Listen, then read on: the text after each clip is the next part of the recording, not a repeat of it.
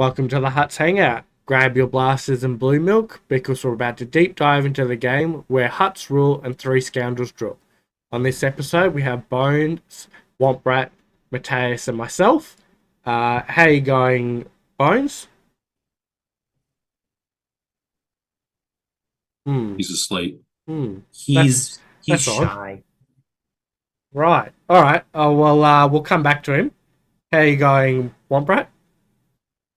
I'm good. I'm really good. Had a fun stream that we raided into here as usual. Had a good laugh the other day, and yeah, it's quite good to be honest. Yeah.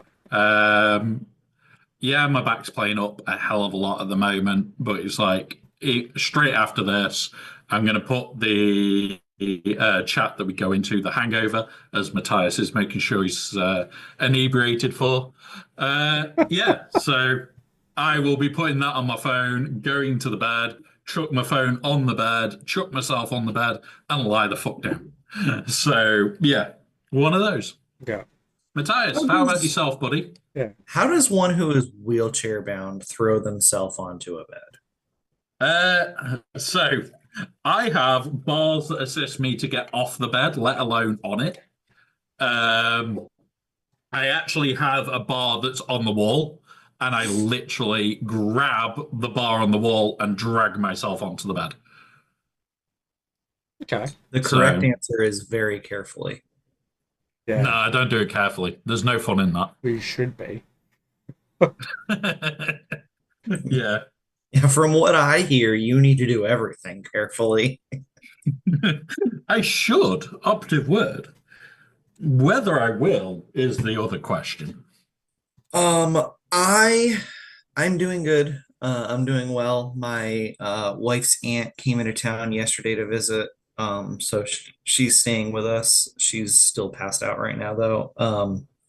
My wife is going to go see a man about a pig, which sounds like a sexual innuendo, but actually she is buying another pig. But this one is specifically being raised for meat, not as a pet like the other ones. Ah, Um, dear. Yeah. uh, Can I ask a yeah, question? outside of that, Have the boxes moved from behind you? they have, It's yes. very much a lot neater than it has been in the past. So yeah, it is Yes, noted. it is. There's They're some actually there in the later corner. today. There's still some there, There are still some in the corner, but it's a but lot less. mostly it's moved out of the way. Yeah. Um, Later today, there will be a couch installed there, and so there will soon be a A black couch. couch in the background. It is actually a black couch, but Hey, it's not leather. hey, But it's not what are leather. you doing? What are you doing? Well, he's got the camera and the recording. Like he just, it's all there. Boy, that would be the lowest quality porno anybody's ever made. Uh, Oh, fair enough. Oh dear. Well, we're going Right. down a bad. It's already started. What are Yeah. we? 2 minutes into the podcast, and we're already gone down a bad Down view. one of multiple rabbit holes. Yeah, yeah, There will be a few. yeah, I'll go down your rabbit holes. yeah. Oh, God. You stop it, you. Just because you've got beer. In fact, you know what? Fuck it. I'll join you. Just because you've got beer and now I've got beer. Oh dear. Um, Aussie Mike, have you got beer? That's the important no, question. Have you got beer and how are you? no. I'm on cold and flu tablets. Thanks to probably at least one of my daughters been sick this last week, so I've got it from her. But I think the youngest gave it to the oldest one, who then now I've got it. So yeah, I'm What does that have to do with beer? nothing. But How's I don't feel like literally I instead of sitting in here watching Womprat the small or while he was doing his stream, I was literally put on the TV out in the lounge room and just sat there on a beanbag for the last what 3 hours probably two and a bit hours. So yeah. yeah, everybody who kids were sleeping over at grandparents my wife went out for drinks with a friend, so I literally just laid on the lounge on the lounge room floor and watched Walt Brat and shit stirred him a bit, and yeah, yeah. Fair Oh enough. yeah, no alcohol for me. I'll be lucky if I make it through this. Hey, just remember, alcohol kills things, so therefore it is the cure for being ill. I guess that's yeah, yeah. There's an old quote from a show called Two and a Half Men, back when Charlie Sheen was still an actor on that show, where the child asks him, if alcohol is a poison, why do you drink it? And he says, because there's things inside of me that I need to kill. Okay, fair enough. And that's very, very true. Yeah. That is very, very true. Now, somebody is asking the question, and I'm going to ask it because I've noticed it. Does this mean we've got a drill session coming up soon because of the haircut, Matthias? Yes. So technically this current weekend is my drill weekend. I rescheduled today and did it a few weeks ago in the middle of the week. But tomorrow morning I have to go in. So Okay. Ooh, poor you. Poor you. Going in on a Sunday to do work. I've I am going got to to go admit, take I an do not. exam. I honestly do not miss Sunday working hours. But our idea of Sunday working hours also involved how hungover were we? It usually was a case of we all walked in and it was like, who is fit to drive if we need to? And the answer was usually nobody.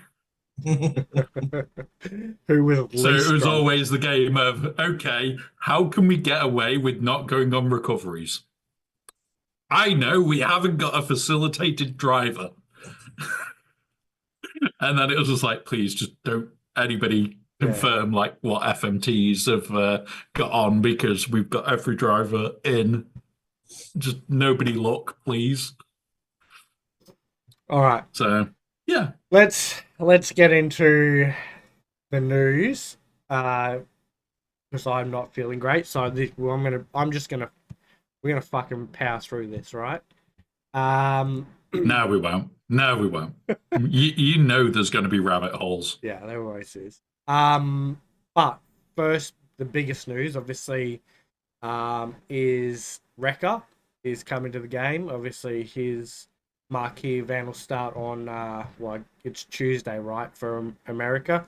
Yeah. Wednesday for like the people who matter, us Aussies. Um, Hey, Tuesday night for me. yeah, I know. That's So what I mean. Wednesday morning for the people who matter. For all the uh, Aussies. Yeah. Anyway, all right, Matthias, are you actually reading this? I'll bring it up on the screen. Oh yeah. Yeah. Let me get that pulled up on my screen as well. Well, I have it pulled up. I just click off the Zoom meeting.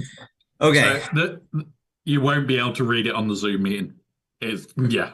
On the No, Zoom yeah, meeting screen, it's I ridiculous. clicked off the meeting screen. I have it Fair pulled enough. up. Hang on. Good morning, Tass, for a start. But then Steve has Oh, Tass, you're here. just ripped you. He just said, "Look, Matthias is in the Yeah. picture." I've got to admit, It looks pretty like, close. yeah, but I'm more wondering. uh, I am more wondering, did Meathead do that picture just like using bad Photoshop? I really hope he did. Really hope he did, Yeah, I think so. because that would just be funny.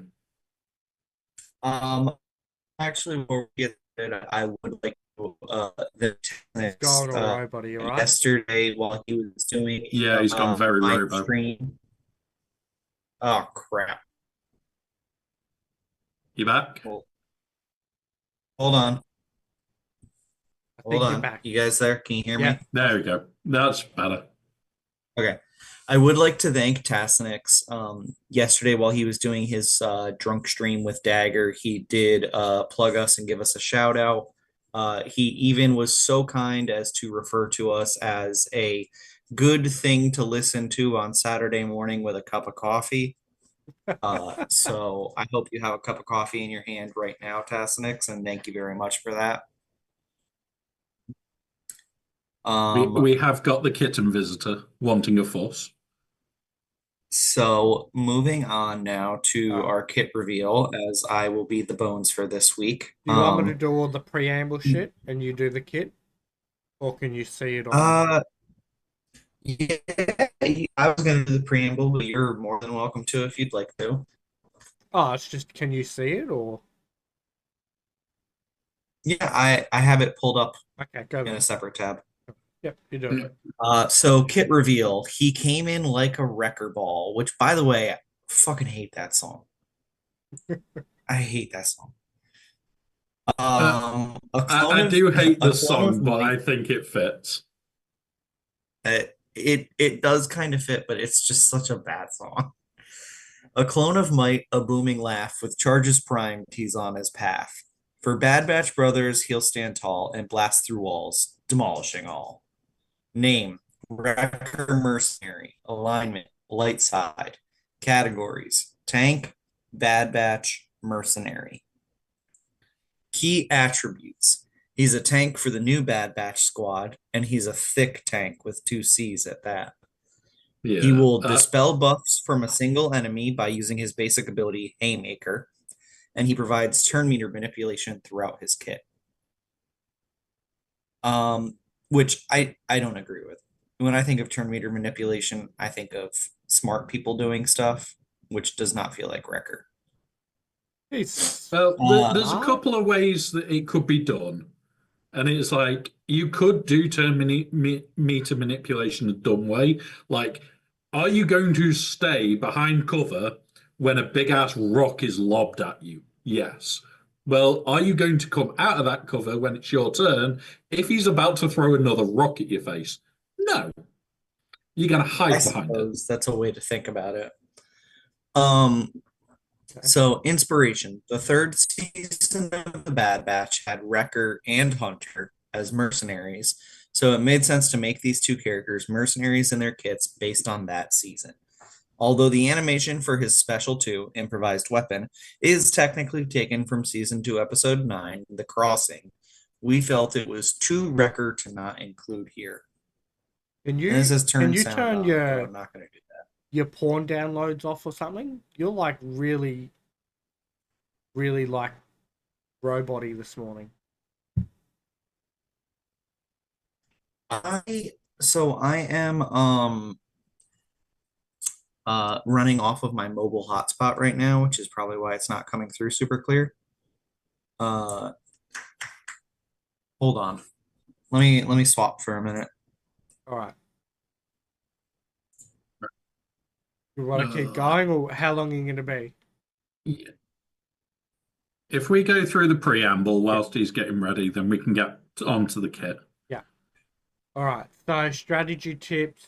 Wreckers 2 improvised weapons should be used strategically in battle, so you don't lose target practice. Tenacity mods will make it harder to remove stacks of Soldier of Fortune from him. As his stacks of Soldier of Fortune get higher, it gets harder and harder to remove them from him. How do we get Wrecker? It's obviously the marquee event. With his Omicron, when he revives an ally, do they go back into captive before they defeat it again? And no, Bad Batch team can only be in captive once. Are you back, Matthias? I am swapped over to a different Wi-Fi network, so hopefully it's coming through clearer now. You seem a lot more stable with the video at least. So Yeah. all right. Okay. Back to you. Okay. His basic ability, Haymaker, which is just him punching people twice. Final text, dispel all buffs on target enemy and deal physical damage to them twice. During Wrecker's turn, remove 5% turn meter for each buff dispelled from target enemy. All other Bad Batch allies gain 10% turn meter. Yep. which is kind of insane to like give all allies 10% turn meter on basic. That's a little nuts. Especially if he's assisting a lot. Well, that's it specifically says during his turn. So the assisting doesn't matter, but It does too. uh special one, Colossal Smash, cooldown of 3. Final text. Deal physical damage to target enemy and inflict disarm for 2 turns or until Wrecker Mercenary is defeated, and remove it from all other enemies, which can't be copied, dispelled, or resisted. If the target enemy was already disarmed, this ability does 50% more damage, excluding Galactic Legends. If Wrecker has more than 30 stacks of Soldier of Fortune, he and the weakest other Bad Batch ally gain 50% turn meter, then taunt for 2 turns. What was the cooldown? So disarm. The only other character Yeah. we've seen that uses disarm is Chrysanthemum. Yep. And what disarm does, for those who don't remember or are not aware, it causes minus 50% critical damage and offense, but does not stack with crit damage down or offense down. And whenever this character uses a special ability, they gain damage over time for 2 turns, which can't be resisted.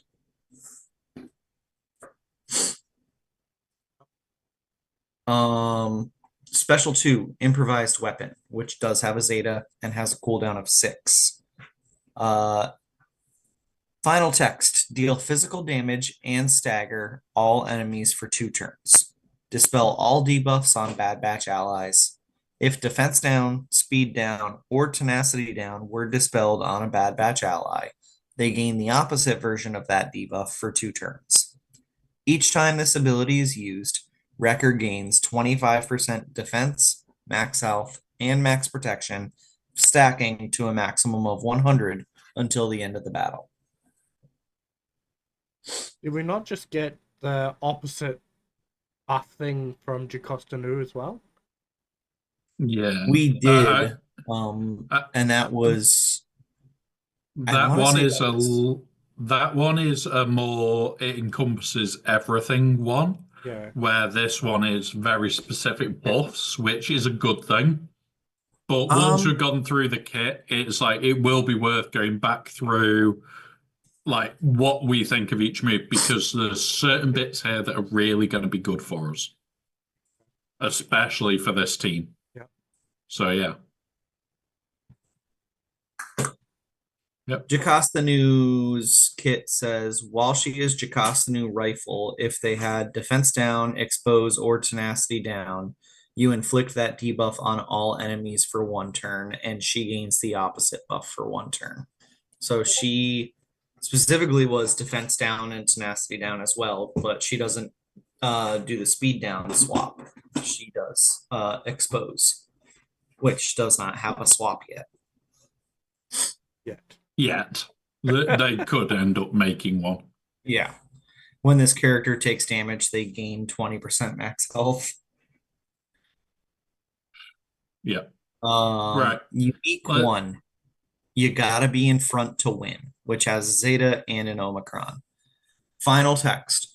Bad Batch allies gain 75% tenacity. At the start of each encounter, Wrecker taunts for 2 turns. Whenever an enemy attacks at a turn, Bad Batch allies recover 5% health and protection. Whenever Bad Batch allies are inflicted with healing immunity, they dispel it, recover 25% health and protection, and gain defense up for 2 turns. Whenever an enemy gains 50% or more bonus turn meter before a Bad Batch ally takes a turn, all Bad Batch allies gain 15% turn meter. Whenever another Bad Batch ally is inflicted with captive, the cooldown of improvised weapon is reset, and Wrecker gains taunt for 2 turns, which can't be copied, dispelled, or prevented. While another Bad Batch ally is inflicted with captive, Wrecker has plus 25% max health and protection. While in territory battles, so this is the Omicron, Bad Batch allies gain 100% max health and max protection and 50% offense. At the start of each encounter, Wrecker gains 100% defense stacking until the end of the battle, which persists through defeat.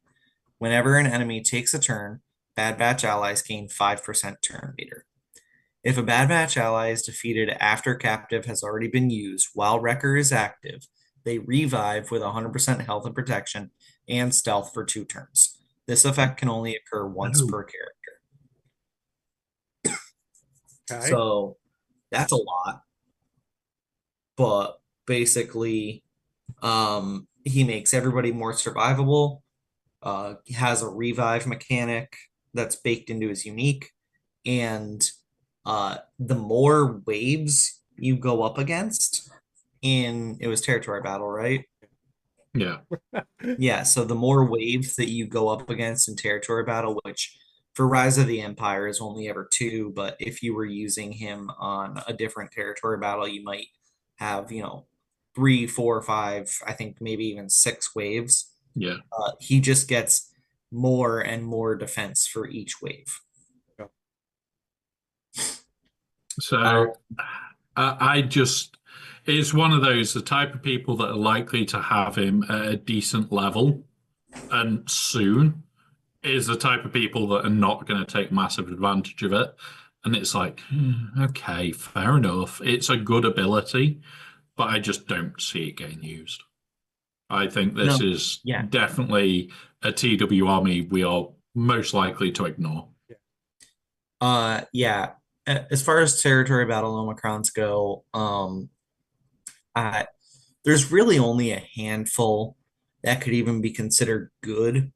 And even then, there's only 1 or 2 that anybody would actually apply, and those are for Jedi Knight Cal. And that's just because, it makes late missions easier according to Arnold, and it makes the Zepho unlock mission a cakewalk. Outside of that, I haven't seen any data on it, but the Enoch Omicron was supposed to make the Mandalore mission a cakewalk as well. So I doubt that there's too many people who have that applied, because realistically, if you're using Enoch and Rote, then you wailed for Ahsoka. And outside of the people in our guild, if you wailed for Ahsoka, you're probably unlocking Mandalore. It's like that there is some parts to every TB where you sat there going, I really wish I had this or I wish I had that. Like the original Bad Batch army actually is surprisingly good in TB in general. Yeah. But it's just, are you really going to spend that TB for a team that you're going to use on a light side node only?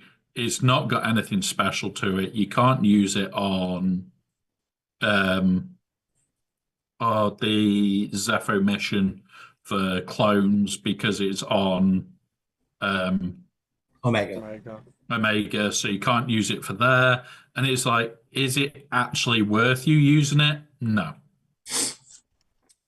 I have the Tarpals. Yeah. Is it Tarpals? Is Tarful TB Omicron? It's one of the Gungans. I know there is TB. one in the guild. Whatever one I know it there is. is. Sorry, one in the guild. Tarpal, not Tarful. I thought you were talking about the Wookiees. No. The Gungan one. I use them in all the phases of the light side. Yeah, I did see your little note Yeah. in the thing yesterday. Finn is pretty good with the Omicron. Oh, that is right. I forgot about the Finn Omicron. Yeah. And There are definitely some that are 100% worth having, but there's a lot more that are really why would anybody attach these? There are a couple that are good, but the majority are trash. And yeah. So I would also like to point out early in his unique here for you got to be in front to win. Whenever Bad Batch allies are inflicted with healing immunity, they dispel it, recover 25% health and protection, and gain defense up for 2 turns. Yeah. That is just, we talked about this before with the other kits, that it looked like the old Bad Batch team was going to hard counter the new Bad Batch team. That line in Wrecker's unique is specifically just, hey, we don't want the old Bad Batch team to counter this. Yeah. I do kind of agree there that I think that is a true congratulations, this now doesn't work. Yeah. I think that's exactly why that's there is literally just, no, this doesn't now work. Yeah, unless you blitz out Wrecker before you start using, what is it, Echo's AoE, which who's going to do that? You always Yeah. open with Echo's AoE. Yeah. Final text. At the start of the battle, Wrecker Mercenary gains 1 stack of Soldier of Fortune for each relic amplifier level he has. Whenever a Bad Batch or a mercenary ally is critically hit, Wrecker gains 3 stacks of Soldier of Fortune. Whenever Wrecker is inflicted with a debuff, he loses 5 stacks of Soldier of Fortune. At the start of their turn, each mercenary ally gains 5% defense stacking and 1% tenacity stacking for each stack of Soldier of Fortune they have until the end of their next turn. I mean, that's pretty solid. We'll talk about that bit first because this is quite important for the modding. You're going to want him ridiculously high tenacity to begin with anyway, because you don't want to be losing those Soldier of Fortune stacks, because if you are, it's making him weaker for the next couple of rounds, which you're not going to want. The major thing that I sit there and look at is that it's screaming out straight away, this goes to Relic 9. Because that's 9 stacks of Soldier of Fortune, which gives you, what, 9% straight off the bat? Or is it more? Yeah, on 9% his first tenacity. On his first turn, it's going to give you 45% defense and 9% tenacity just for starting his turn. That's a big thing. Or more Just that. if any of your allies, like if you're going up against a CLS and they eat 4 crits right off the bat from Han's basic and Chewbacca and Chupio assisting, 4 critical hits. Now he's going to gain another 12 stacks of Soldier of Fortune. Yeah. And this is where it starts getting absolutely bonkers, because I sat there the other day. I went through the kit initially. I didn't think much about it. Pardon me. And I sat there and went, it can't be that bad. But now thinking about it, it's probably one of very few where you're going to go, okay, I want fuck tons of tenacity on him. Like, you may even find that he's one of a few tanks that you go, here is full tenacity over health, because it could be a lot more lethal. Do I think it's a long-term thing? No. I am of a different mind, and that is just because he stacks his own tenacity over time anyway. Yeah, but it only stacks till the next turn. That's the issue. No, it doesn't. That last Oh no, bit you're only right. stacks. It is. It is. It says until the end of their next turn. Yep, never mind.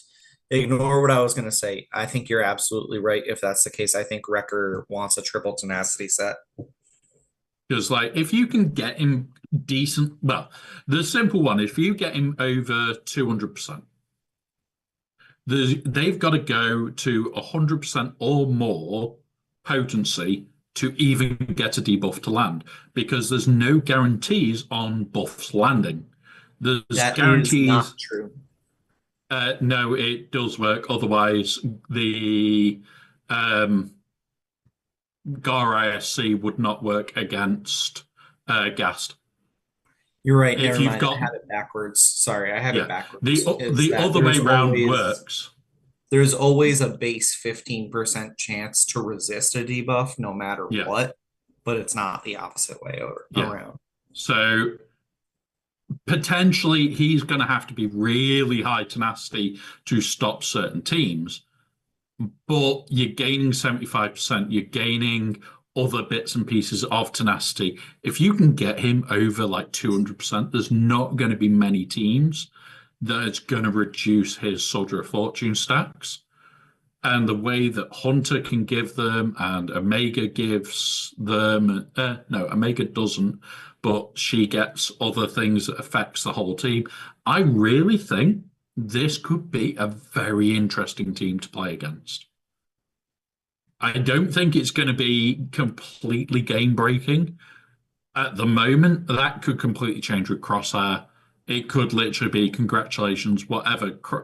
Crosshair could have been the legendary of this group.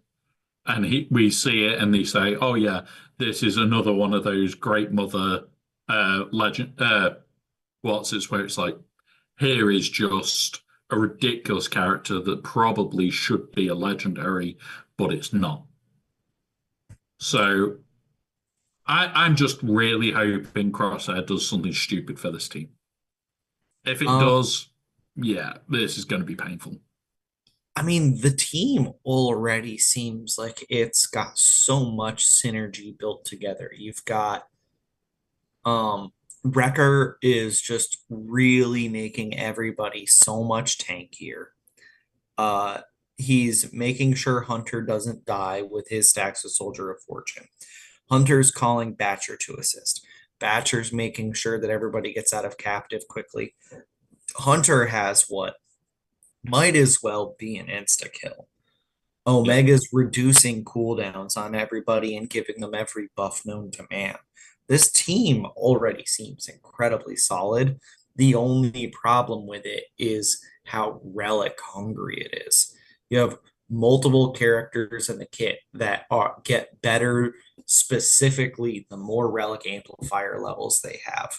So what am I supposed to just be like, okay, Wrecker, Batcher, and Crosshair are all going straight to Relic 8. Wrecker and Omega is going straight to Relic 9. Like, I can't do that. Even if I could afford to whale them to 7 stars, I can't do that. That's fucking insane. Right. I see why they've done it. I really do, because when you think about it, I think this team is very targeted at people at the very end of the game. This team is not targeted at like me, you, or anybody else. Like people that have got mostly R8 or R7 accounts that are sat there going, well, I can just afford to whale on this, and now I've got X, Y, and Z extra. I think that's where this is 100% targeted at. And those are the type of accounts where you go, oh, it's another R9, and it's another R9. They are the accounts where they just do not care that there's an R9. With this team at the moment, right now, without knowing anything about Crosshair, is this a team you see on defense, or is it a team you keep for offense? What, Brad? My first thoughts are it's going to live on defense and be a pain in the arse. But my other thought is, how many counters are there going to be? Is it going to be worth me keeping it on defense? The first thought is, when we get Crosshair for the first like full 5v5, it is going to live on defense. End of. It's got to.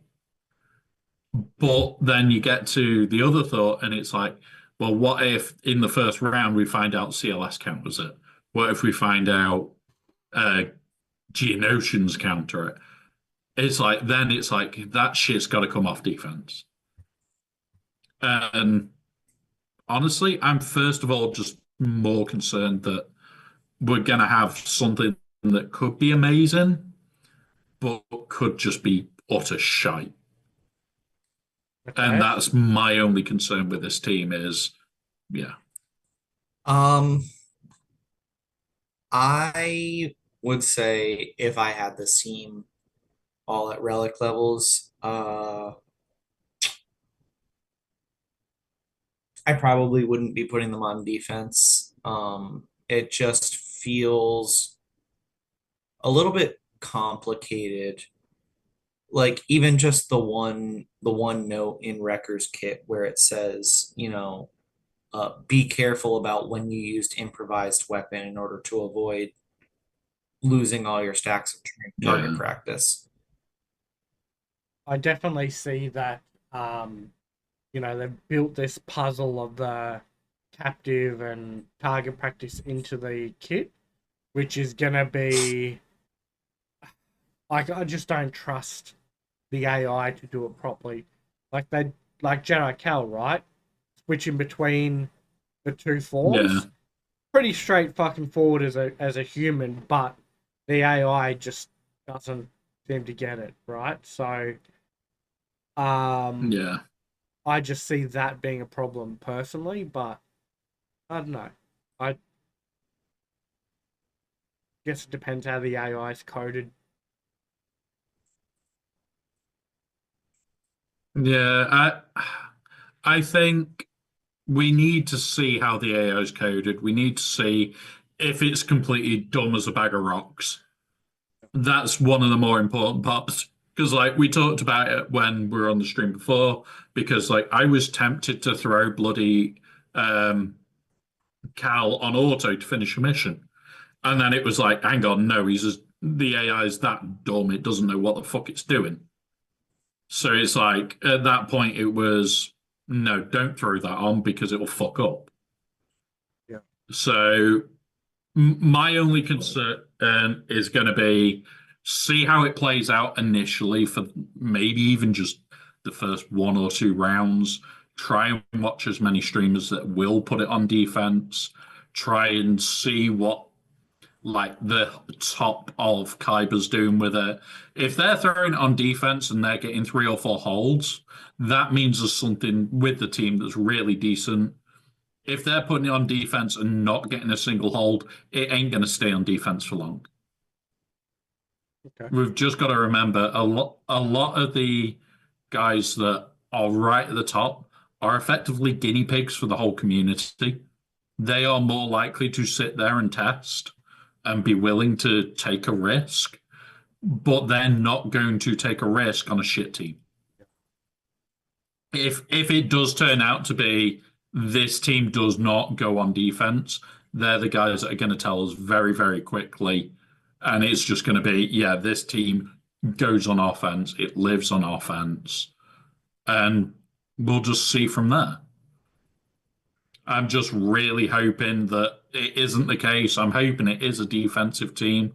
I've just got enough concerns there where it's like this kit's complicated enough that the AI could just be dense.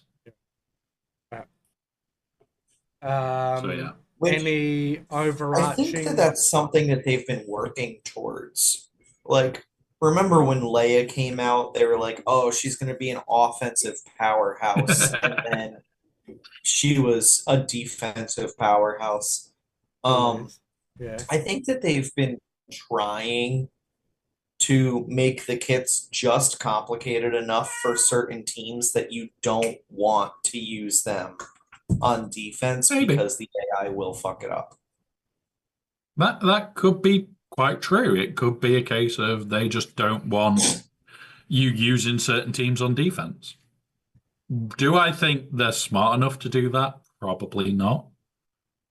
I think it's more they just can't program their AI to actually play the teams well. Probably. Which is nuts because you'd think with Jedi Knight Cal it would be as simple as if dual blade, then dual wield. Yeah. And then the overriding one is if the insta kill is available, use insta kill. If impetuous equals 30, use crossguard. Yeah. But then you would also potentially need extra coding lines that say once it's done it the first time, don't do it past that because you can guarantee it's not used. You armor shred after that. So I can see why it's completely dense, but just fingers crossed. Fingers crossed. I'm hoping that it's just not absolutely completely dense. Any overarching thoughts or comments about Wrecker? Could just be really fun unit. Like I've got ones that I want to try. It's like, is he going to be fun to use with other mercs? Maybe. It might be that we end up using him with nobody from this team. Same with Hunter, it could get used elsewhere. That Hunter datacron, yeah, okay. I know exactly where that's going for the guys that have got it.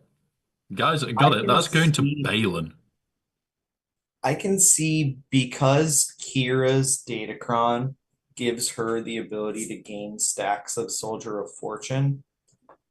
I could see a world where you use these two with Kira in order to give her more buffs, but that would be, I think, a very limited, very temporary application for these two.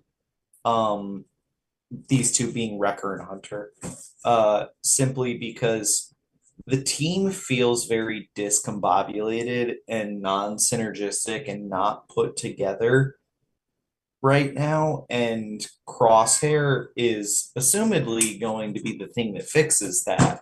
But until we get Crosshair, the team just feels like it's not all together yet. Yeah, well, that's pretty makes sense, I guess, because yeah, Crosshair's like a big character that everybody's wanted, right? So he's going to be the thing that'll tie this team together and be one of the more Yeah. important parts. So, I That mean, they could that's honestly why I think probably that was originally going to be the legendary unit. maybe. If that is the case, and this is one of those special ones like Great Mothers was, then I can see this crosshair being ridiculously powerful. Yeah. But I don't think he even really needs to be powerful. Like, you've got the instant kill from Hunter. I still, the whole time I've said that snipers, when you look at it in a real world context, are support, right? So Yeah, I don't see him being the damage dealer. We've got that in Hunter, and even Batcher is sort of, doing a bit of damage. So I see Crosshair just basically being the glue that holds the team together, and might just bring that piece of that kit in, bring that piece in, just tie it all together. So yeah. I I Like, I don't agree with you guys, mate. Okay, so possibly now with the datacrons, with having Hunter and Wrecker possibly being out of the team, but I think this is 100% like the normal, um, the original Bad Batch team, where 99.9% of the time that team stays together. I mean, at the moment we've got like Echo going with Quad May just to sort of stop a couple of yep, counters and whatnot. But like that is such a specific thing. Like the majority of people don't use him with Quad May purely with that Bad Batch team. yeah, So, and I see that being the same with the new Bad Batch. But I'm glad to be yeah, proven wrong. But yeah, yeah, yeah. I can see that as well. That hopefully this team will just stay together. But my concern there is like, do they do enough to make it worthwhile for us to keep the team together, or like the silly little thing's going to be more than enough for us to like separate it out? Because you look at like the Hunter Datacron with Balin at the moment, like the maths on it says that shit is going to be deadly. I'm hoping that that is just it's a temporary thing, yeah. but it's like it is that worry of what if like we're a little bit incorrect on the amount that we've guessed and it turns out to be even more than we ever thought. Like, is his unique good enough to just cause issues? Yeah, I'd say that that specific situation is very much the datacron. Once that goes Yeah. away, I think, yeah. And by the time it goes away, we'll have an idea what the regular team can do counter-wise anyway, so we should have a bit Yeah. more info by then. Um, And that's the thing. It's like once we've got that information, it'll be gold. yeah. But it's getting the information that we need to do. Yeah. And did you have any final thoughts, Mateus? No, I don't really have any more thoughts on this kit. Like I said, it's just the team's not together yet. Yeah, yeah, fair enough. All right. The next, Now, should we see if Bones has got any opinions on this team? it's bad Does batch. Because anybody really care if Bones has any opinions on this team? no, It's bad no. batch, so it's not going to be good. It'll start a Yeah. conversation about how they're just leading towards the new trilogy and how shit it Uh, is, and yeah. here, let me sum up Bones's take on it for everybody. Leader is a fucking child. They gave us a fucking dog. CG's putting no effort into anything anymore. Bandwidth issues, CG coffee, fuck CG, go play MSF. Oh, you said it. What you like? Hang on, guys. He said it, so he does need this to go with it. He's in the right place as well, which is more important. uh, all right. Okay, so the next, and I think most exciting news of the week was an Omicron for Zalbaar. Yeah, Before we get into the actual datacron, this is the first datacron. Before we get into the Omicron, this is the first old character, in quotation marks, old character, that has gotten an Omicron for quite some time. What yeah. do you guys think of that as a start, Mateus? Thank God. It was about fucking time they gave another legacy character an Omicron. Yeah. All right. Well, I've been wanting more shit like this for a while okay. because the older characters being used in any way, shape, or form is great. And this, as we've seen many little clips being released and all sorts, holy shit, they're fucking bonkers. Like the damage output is insane. It's also like just look at the stat differences between Zalbar and a more recently released Wookiee. You know, it's not even comparable.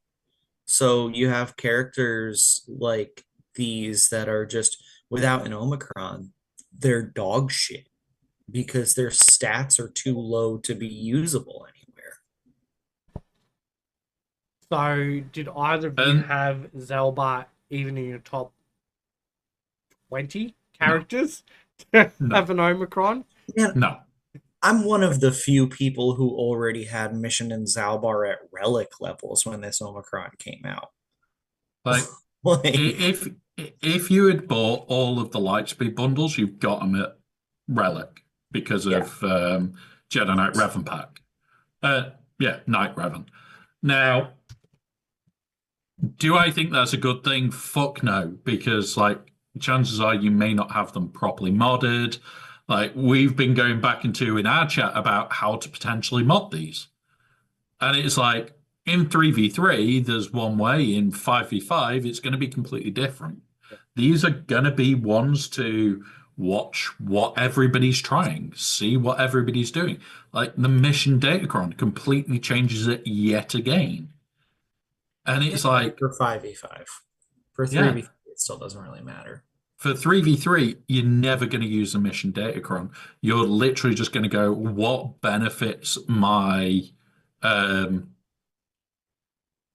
Revan. what benefits Zalbaar the most, Okay, yeah. and what stats can I give to Darth Revan?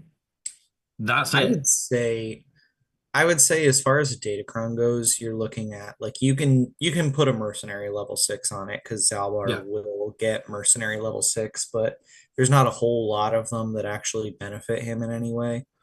I would say for Zalbar, you're gonna want the level 3 fat cron or bulk cron or whatever people call it because mission is alive at the start of the battle, so he will gain that extra 15% health and protection, which is just going to make him even Yeah. tankier. But And that's in the old set as well. So, is that not on the current set? nope, there's no 15% health and protection for light Oh side in the new shit. set. Well, So, fucking never mind then. like, I was looking at it because it gives damage over time. So, what I was looking at was the inflict damage over time on an enemy. They gain a stack of protection up, stacking Yeah, until the end of the encounter. that would be the That's one I where I would was go going. with. That would be the one I would go with as well.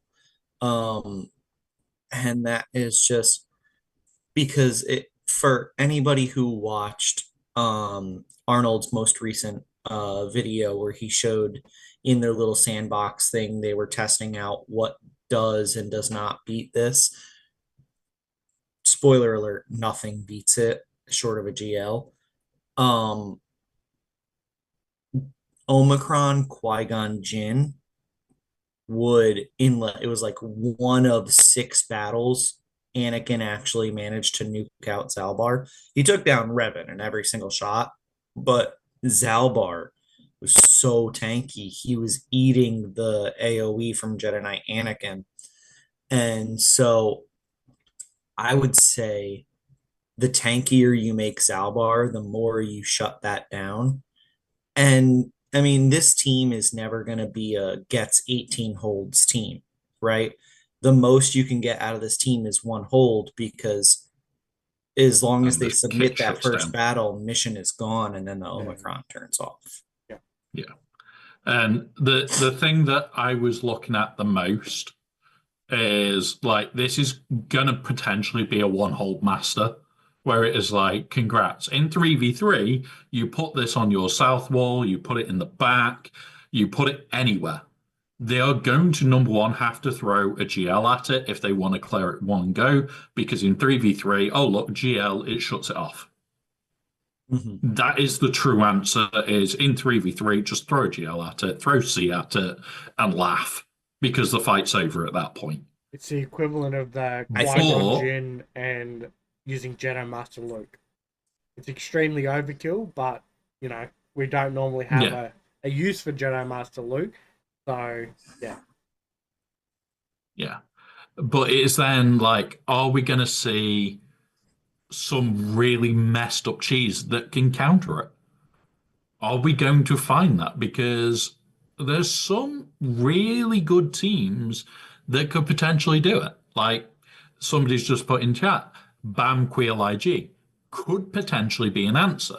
However, the problem I've got with that is that I don't think BAM's Whistling Birds, even if you get it to 20 and solo it, I don't know if they'll be able to take Zalbar. I think at that point you're sitting there going, is that too risky to attempt to take it out? And I So honestly don't know. Bam's never going to get 20 stacks of Whistling Birds on that team.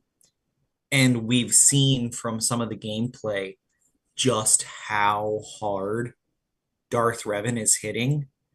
And he's like hard coded to target leaders. Granted, you're gonna have the IG 11 is gonna eat the first hit, but I I dare say Darth Revan is gonna one shot that IG 11.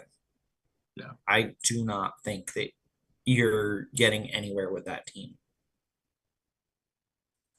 All right. Well, let's actually Yeah, I read it, um, and we'll discuss it as we go, I guess, because it's broken down to three so v three and 5v3. 5v5. So Yeah, and there's also a section that's regardless. So if we go through each section independently, so we can talk about it because there is a lot to go through in very small amounts of information. So I'd say Right. like do the Grand Arena overall bit and then 5v5, then 3v3, just so that we Um, can break it down for people. I'm just gonna, because most people probably are not familiar with Zalbar's unique. I'm gonna read just the entire thing, including the non-Omicron part, to give Yep. people where the base is. So, non-Omicron, what you're always getting. Zalbar has plus 25% critical avoidance. If Mission Veo is an ally, she also gains this bonus. When any other ally falls below 100% health, Zalbar gains Retribution and Taunt for 2 turns. At the start of each of his turns, Zalbar and Mission recover 10% protection for each stack of damage over time on enemies. Um, I mean, a lot of people have gone up against Old Republic and Conquest. You know how annoying Zalbar can be, but you also know how easy it can be to shut him down with a buff immunity. Yeah.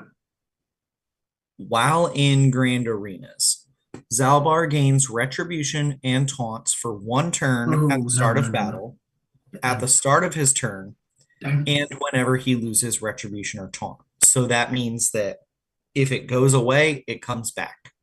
The only way that you get rid of it is you apply buff immunity or shock and then dispel the buffs. um, Whenever he attacks out of turn, you inflict a stack of damage over time for 2 turns on all enemies, which can't be evaded or resisted, and enemies cannot gain defense up or stealth. So that is always active in Grand Arenas, no matter what the team is, no matter what type of Grand Arena it is. yep. Yeah. That's the bit that first got me, where it's like it inflicts damage over time. That's good. It's gonna get irritating fast. The taunt and retribution stuff. Yeah, I can't wait to see that working. I really can't Yeah. because that could just be hilariously fun and hilariously stupid at the same time.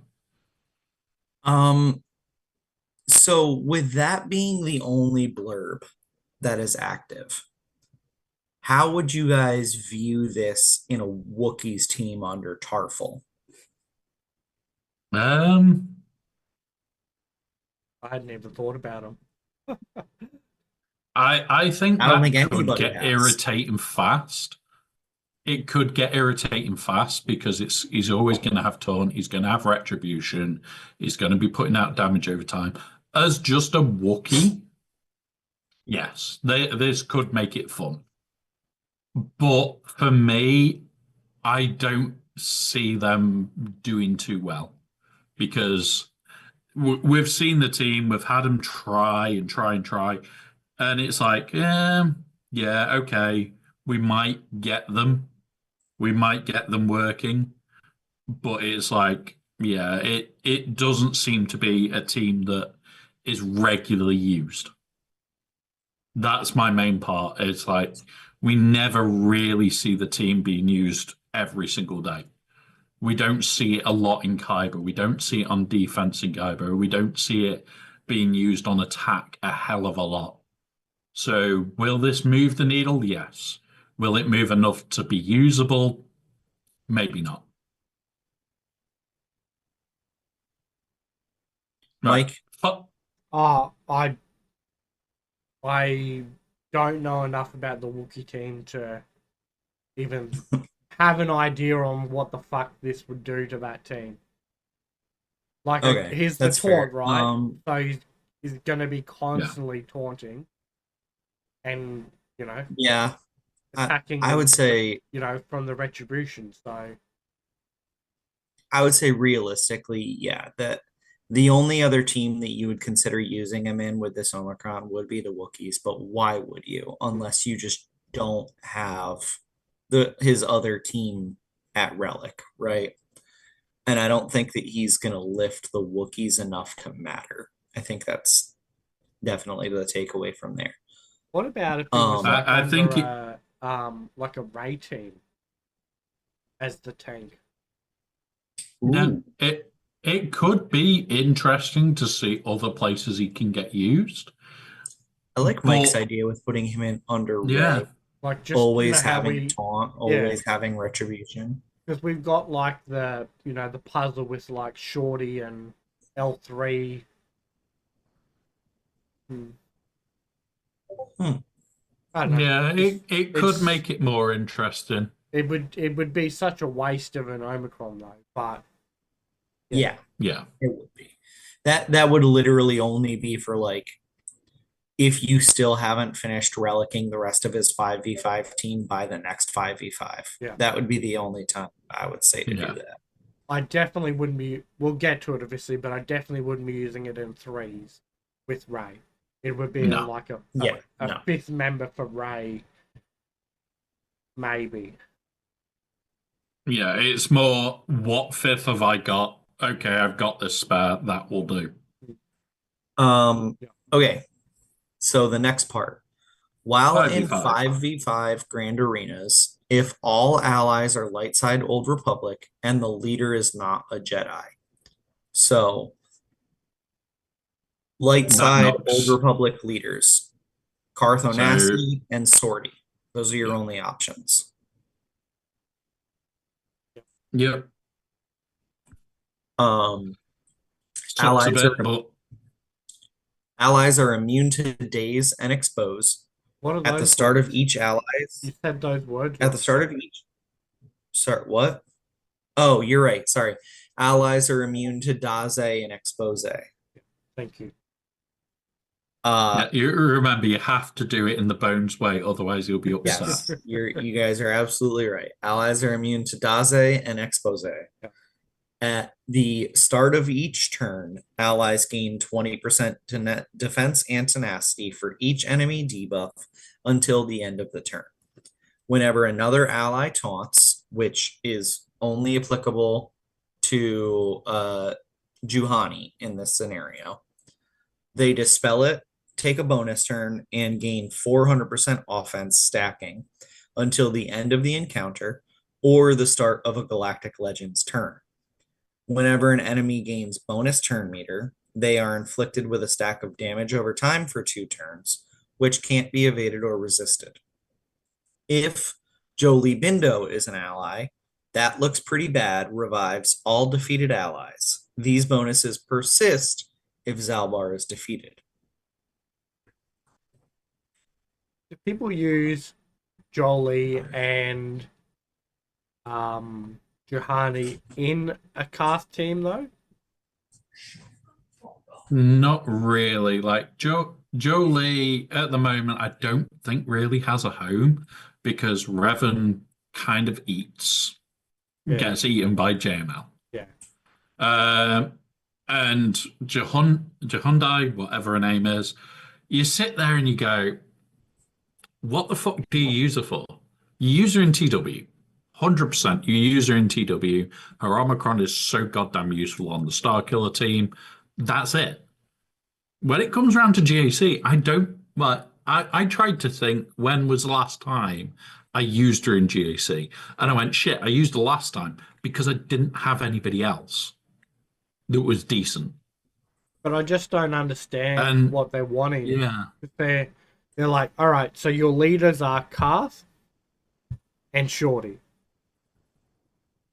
yeah, But then if you use Juhani and Jolie Bindu, who aren't in those teams anyway, you get these bonuses.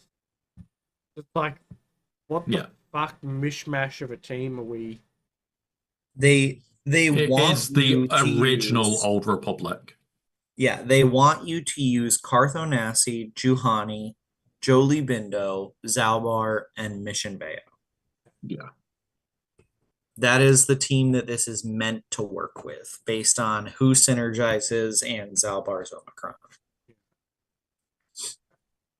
But that's not a normal team, right? Like, you've got Well, before Maul came out, Juhani was not on that team, and you used Canderous Ordo. Yeah, I guess he's gone. Um, All the right. only the only other place that I ever really have seen Juhani, and I myself am guilty of having done this before as well, um, a Rhodium 5v5. If you had Star Killer and you had the Juhani Omicron for Territory Wars, in a lot of situations you would see a Star Killer on defense with Juhani as the Jedi, just because that was the team people had built for Star Killer to use in Territory Wars, so they were just also using it in Grand Arena. It's like I have all bound specifically for GC to live on that team, but I have Juhani for TW. And you're sitting there going, if you're 100% honest, if you had any other Jedi to swap out, you usually did. Yeah. And that's the main part, is she has only really been seen in TW. But with this boost, with the fact that there is so much going on, with the fact that she's getting direct call out, you're sitting there going, it's kind of fucking worth it. And it's like, we don't know yet if it's going to be we swap out her for another member of Old Republic. There are other members. You've got the droid and the other droid and shit. T3M4 and Sortie. Yeah. And it's like, it may be that we use one of them. And technically, you can use Jedi Knight Revan and you can use Bastila Shan Yeah. on this team as well. You just can't have them in the leader. Yeah.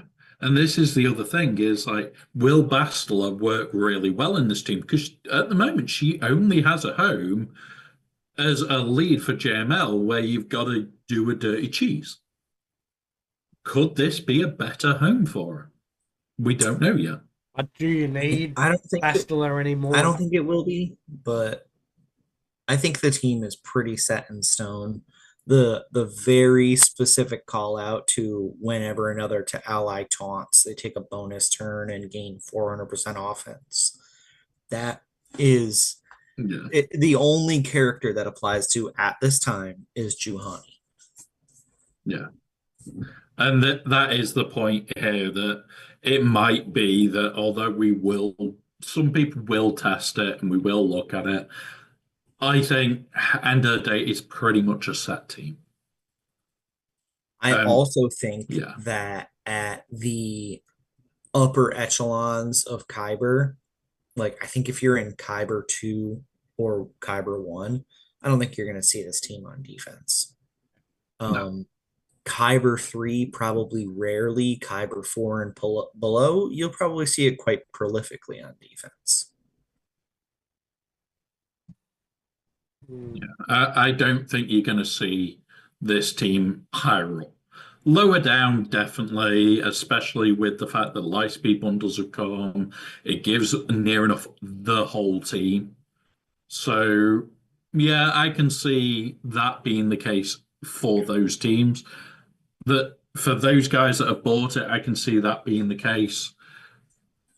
But the rest of the time, probably not. All right, 3v3. Yep. All right. So this is the one everybody's excited about. Yeah. While in 3v3 Grand Arenas, if Darth Revan and Mission Veo are allies, and there is no enemy galactic legend, Zalbaar and Mission gain the Sith Empire tag until the end of battle. Mission gains a bonus turn at the start of the battle. Until the start of that turn, she can't be targeted by enemies. At the start of that turn, she is instantly defeated and grants her critical chance, critical damage, offense, and speed to Zalbar and Darth Revan, in addition to their own, until the end of battle. These effects persist through defeat. Zalbar and Darth Revan gain guard until Zalbar is defeated. Once per turn, Darth Revan assists whenever Zalbar uses an ability. Mike, you need to scroll down. No, So, I can't. so what all does this say? Uh, Well, with reading between the lines, right? So this CLS can't shut down mission because she can't be targeted until the start of her bonus turn. Yeah. So Han shooting first, you can shoot first on Zalbaar, you can shoot first on Darth Revan, but you can't shoot first on mission. These effects persist through defeat. So if you have a light side tank revive cron and Zalbar is defeated and then revives, he still has these bonuses. They thought of those in advance and they called them out. Can I take a step Right. back? Okay. Do either of you know why Zalbar and Mission are getting the Sith Empire tag? Is there some lore thing there? Yeah, there Yeah. is law because they were working. Was it whether they were working with him after he had turned and while he turned, or was They it? Yeah, basically they followed him when he reawakened and he chose to turn back to the dark side, they followed along with him. So that's the lore implication there. yeah. Okay. So, yeah, All right. Fine. Yeah, I keep going sit here. about I it. sit here. My first thoughts on this whole cron, army in general, is holy shit, this is dangerous as sin. Absolutely dangerous as sin because it's like double modding a character, but you're double modding Mhm. two characters. So Mhm. you can turn Revan into a beast that's just going to absolutely nuke the shit out of something. Or you can turn Zalbar into a tank from absolute freaking hell. Or you can take a balanced approach and really ramp them both to a stage where they could both be really dangerous. Um, it's akin to having a guaranteed 5 sacrifice in 3v3. Yeah. Yeah. And that is very powerful. You're already seeing, like, I don't have insane mods, right? I have very average run of the mill mod scores and mods. Um, you're seeing Darth Revan speeds above 600. In a lot of applications, he is going to take 2 turns before the enemy team even takes one. Yeah. There is like if you can get mission to have like the 150, 160 a plus speed, and then you've got a Revan that's got there are people out there with him with 170 speed on him. It's like, holy shit, this is going to be terrifyingly fast. I think the And yeah, fastest Revan and the fastest mission the day this Omicron came out were like Revan was in the 360s and Mission was in like the 320s or something like that. yeah. Mine are like 330 something and 280 something after a remod. And even mine is going to be lightning fast, like with this Omicron active. I'm just going to have a look at the top players for speed.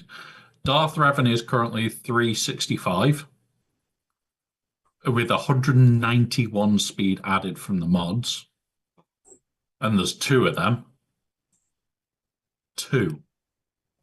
That's freaking scary to begin with. How much did you Let's have a say? quick look at 190. mission. 191 added. Top players. A mission. The top speed mission at the moment is 328. So yeah, that's a disgusting thought. That is that is 7 speed short of Darth Revan being at 700. Yeah, 700. Yeah, So it will go for GLs. yeah. Well, the Omicron is turned off if there's an enemy GL, so that's not True. applicable. Yeah. So it will But literally go he faster than will take anything, or it'll be normal. and now so here's where you have to kind of dig into it a little bit of do you actually want him that fast, right? Because think about it. The AI is going to open with his mass fear. And then the next thing it's going to do is going to be his AoE shock, which is going to dispel that fear off of the entire enemy team. So do you really want Darth Revan to take 2 turns before the enemy takes one? Or do you want him to take 1 turn, have the entire enemy take their turn, and then have him like have a full turn meter bar already, do the AoE shock, then take another turn with his basic? Yeah, it's going to be one of those where it's like we've got to see again how the AI plays it. If he is that fast, could it be the case that we might even get in even a third attack before it does anything? He then does a little bit more, and oh wait, it's away again. If it's Well, fitting in 2 or even 3 attacks, that could be terrifying. if you were using the dark side gain 15% turn meter when using a special ability, then yes, he probably Yeah, would get a third turn in. yeah. Which means very soon after that, fear is coming back. Or dark side start the battle with 25% turn meter. Because for his first turn at that point, he's effectively fucking like Gone. almost 870 speed or some crap like that. If It's just, yeah, congrats. You're probably taking goes after go after go. if Zalbaar and Mission are getting the Sith Empire tag, will they also get the Dark Side tag? No, No. it does not specifically say anything about dark side.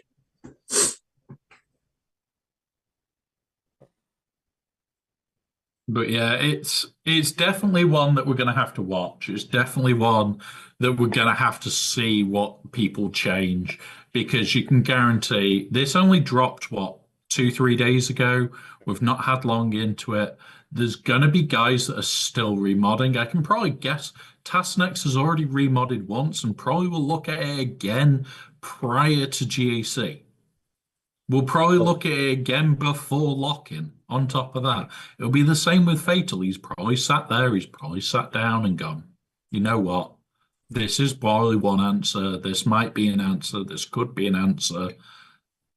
It may be that they relook at all their modding. it's This funny that is you say that definitely one because to look at.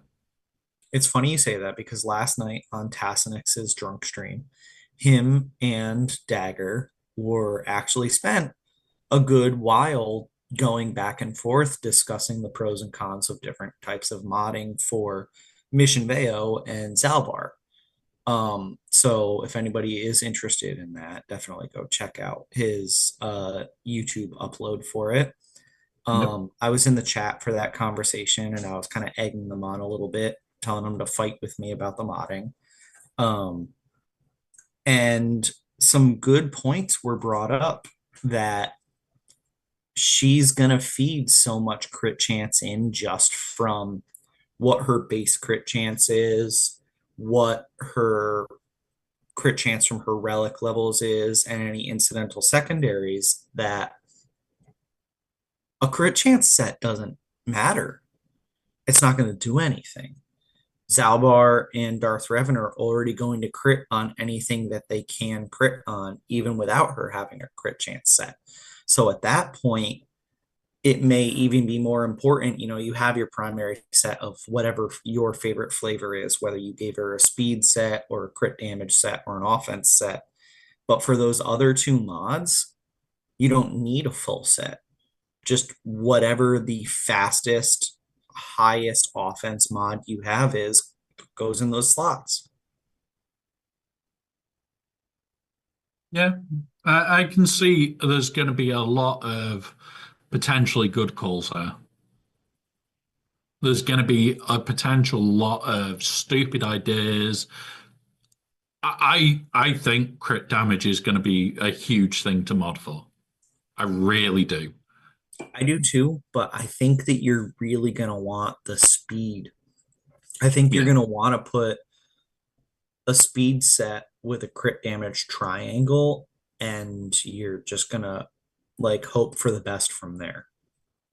It could be really fun. It's just we like the main thing for me is it's very new. This is going to be the first season of 3v3. At the end of the first week on the Wednesday, I'm likely to do a lot of looking at it, looking back at what's gone on. I think it'll be Tuesday or Wednesday when we get it uploaded onto swugger.gg. I'm very tempted to say I'm going to jump on stream and go through that data because I think this is always going to be a double tap team now, where it's a case of you throw in something shit to kill mission, and then you go, okay, so I've thrown in, say, my level one cut, or you've thrown in your three Ewoks that you're never going to use, ever, just to break that away. That way, making them ridiculously easy. Or you go, here is Jedi Consular, Jedi Knight Guardian, and fuck it, who Wedge. But You she, use like the very bottom of your roster to get rid of mission, yeah, save it, and go, I can now deal with these two. yeah, she automatically dies, right? You don't actually have to kill her. Yeah, So you could literally Yeah, just throw in a gear 1 character and she will die because she takes her turn first. yeah. And then you come in But with something else in the next battle. what I'm thinking is leaving enough to kill so that the at least the AoE fear is on cooldown. Okay. That way, when you go into the Revan, you're not going, "Oh look, I'm fucking feared." Yeah. Well, Revan is always going to take that first turn after mission. And Yeah, he I I would say unless the AI is most likely coded, if he can kill off the only living enemy with a basic, he'll use a basic. So I would say what you're going to want to do is most likely bring in a two-man team. And yep, it can be anything, right? Your two-man team that you bring in can be fucking Rose Tico and Resistance Pilot. yep. And Darth That's Revan what is I was saying. You're just going to use the trash at the bottom of your roster. Rose Tico or Darth Revan is going to use his leap that inflicts the fear. He's going to kill Rose immediately with it, and then Zalbaar is going to use his basic and he's going to kill the pilot, and then Zalbaar is not going to have his cooldowns jacked up at all. But at least you're not going to have to deal with that fear from Revan right off rip. Yeah, But you are going to have to deal with Revan probably having around 25% of his turn meter preloaded. yeah. Which Mm. I would be more worried about the ridiculous speed, potential ridiculous damage from this team than I would be from that. It would be like, congrats. Now it's a two-man team. Yeah, one's a tank. He's always still going to be gaining taunt and retribution because the base of the army will still work. Just the 3v3 part is now gone. There's no shared stats. There's no bonuses. There's no nothing. It's going to make that fight a substantial amount easier. Whether it is efficient to just go, fuck it, clear it, and then be able to throw a cheaper team at it is going to be the question. Like an Afra team with that 3v3 bit not on is definitely going to clear it. With it being on, it's the most reliable, but at the same time, you're sitting there going, it's not 100%. It's not something we can just go, oh yeah, this will clear it, that'll do. It's if this goes wrong, it's over. I almost So wonder I almost wonder if you brought in Jedi Knight Luke lead with a pre-taunt, because I know we've seen people in the testing video, people already tried Jedi Knight Luke lead, I believe. If you brought in Jedi Knight Luke lead with a pre-taunt, would that get you anywhere? Because Darth Revan is going to use his leap, right? He's going to take that first turn. He's going to hit the pre-taunt. He's going to probably kill the pre-taunt, realistically. Yeah. But Luke is not going to get feared because he's immune to fear. So at that point, would it be possible to have Luke or whoever your other character is be modded fast enough that they can get the turn before Revan takes another one? Because if they do, they're going to use Luke's mass assist thing, which guarantees Luke to take a bonus turn, which immediately applies the speed limiting effect. And now it just comes down to, can Luke and his buddy take out Darth Revan and Zalbaar while they're immune to critical hits and stun? I don't know if that's going to work. Like, I would love it to be an answer. I really would. But it's how fast have you got to have that other character modded to get past the average Zalbaar and the average. True. So, in fact, let's have a quick look. So, the average one for Darth Revan is 330. So that's already, for me, not looking too healthy. Let's have a look at mission. Average on mission 225 at the moment. So he's still over 500. Like, yeah, you might get around it with the light side turn meter cron, but you're gonna have to have some seriously fast character to actually do it. And it's like, where are you going to take it? How are you going to, what character are you going to put with Luke that's going to be fast enough? Lightside Revan, maybe? Ezrael Maybe. has a base speed of 195.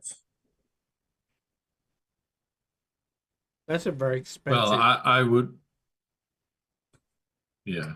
It's very expensive to put him in that team. He's got a lot better uses when you could just literally, like, burn. True. Yeah. I mean, yeah, there are, Well, better uses when you could just two-shot the team as a guaranteed thing. Yeah. I'm just wondering, like, from a standpoint of what are the options, right? So you have Ezrael has a base speed of 195, which is super expensive. Or Shak T has a base speed of 187. I'm just trying to find, like, what are the fastest characters? I'm just wondering, is there a world where you can have Shak T modded fast enough that she's able to take the turn after Zalbar instead of Darth Revan getting another turn? All right, the base speed on Embo is not on Embo, on Echo is 198. That's probably your best bet, is having Echo as the third. But Echo can't use the ability from Jedi Knight Luke. You And that's the need to issue. use the Jedi Knight Luke ability. Yeah. So Ezra, then it's Shak T. Shak T might be an answer. And it can't But- be Old Republic either, because Old Republic Jedi can't get the Heroes or Eyes granted ability. So you can't have it be Jolie, Bastila, or Revan. Yeah. So, like, the best option there is going to be Shak T to keep the price of it down. But Shak T is like, yeah, you're gonna have to god mod Shopti for ridiculous speed. Or And yeah, if I if they do not have the start with 25% turn meter cron, and you bring in a 25% turn meter cron for light side, then yep. you could do it. Yeah, you could potentially interrupt that sequence, but even then, what's the average Shakti speed at the moment? Um, Well, 307. all you're getting out of that Yeah, is um you're giving yourself a chance to fight back against it. You're still dealing with a supercharged Revenant Zalbaar that are still gonna hit like fucking trucks. Yeah. yeah. It's given you the chance, but I don't think it's given you enough of a chance. I think a lot of people initially to just counter this, it's either going to be lob a Jedi, lob a GL at it, like you've got a spare C or a spare Lord Vader or a spare bloody Yeah. whatever, and just go, here you go, fuck off. Yeah, I think Mike is right that Or most people are going to counter this by just throwing JML and some random other person yeah. at it. Or the other option, especially for a lower account where you run into it, you go, here is my trash. Kill both of them. Put in a two-man team, let them kill both, and then you sit there and you laugh. Because it's like now you're just a Revan and a Zalbar. Zalbar isn't helping Revan. Revan isn't helping Zalbar. Congratulations. It's going to be a piss easy fight. I think a lot of this is likely to be two shot. Yeah. That's where I think this is very much likely to be two shot. Yeah. I mean, I'm happy with that as a conclusion, right? The fact that after the first battle they're not that great. I'm happy for that. Yeah. For the people who need like to one shot everything on the board for, banners and whatnot. I think this is a good challenge for them, but the ones who don't really give a shit about banners and that, it's not the end of the world, right? So I like I like that sort of balance Oh, they've given. yeah. Yeah. I think that if you're looking for efficiency's standpoint, you don't want to use a GL and you want to one shot this. Your only option is that we've seen so far. So for this first week of Grand Arena is going to be Omicron Qui-Gon Jinn with Jedi Knight Anakin. And you're going to need Jedi Knight Anakin modded insanely well. Like, if you've got a crit damage set on him, you're wrong. Change it to offense. Give yourself as Yeah. many offense secondaries as possible. And I believe with the Omicron Qui-Gon Jinn lead, they also gain offense based on their speed. So as much speed as you can put on him too. Now, the main part here is there's not going to be hundreds and hundreds of people with this straight away because it's an army. Just because it's an army, it's like I know full well people like Ozzy Mike are probably still sat on armies. People that are in the top end of it, it's just like, yep, I've added it. For God's sake, Arnold, as he was reading it on his video, went, okay, added. Don't care. I was sitting on Omis. Yeah. I mean, I had 50 something Omicron materials. I was saving up to 60 to put them all on QA. This came out, and I was like, well, I guess I have 31 Omicron materials now No. And because it's like, I'm at 11 of 20 on the big account. And it's like, I will get the refresh in before lock-in. So that gives me 5. Can I get another, 4 before the end of this week?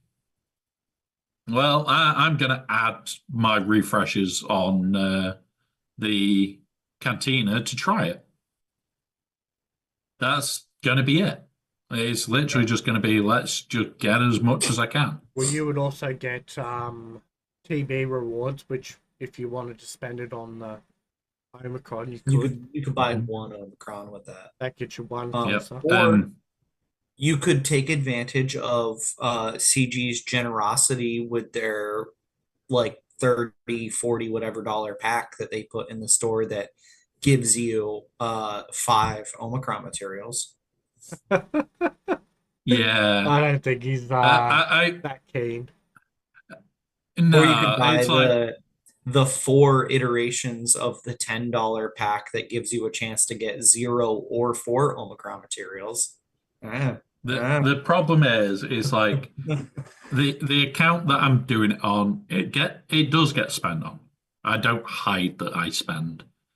It's like, but what I get to spend on is very limited by what I earn off Twitch. Yeah. That's it.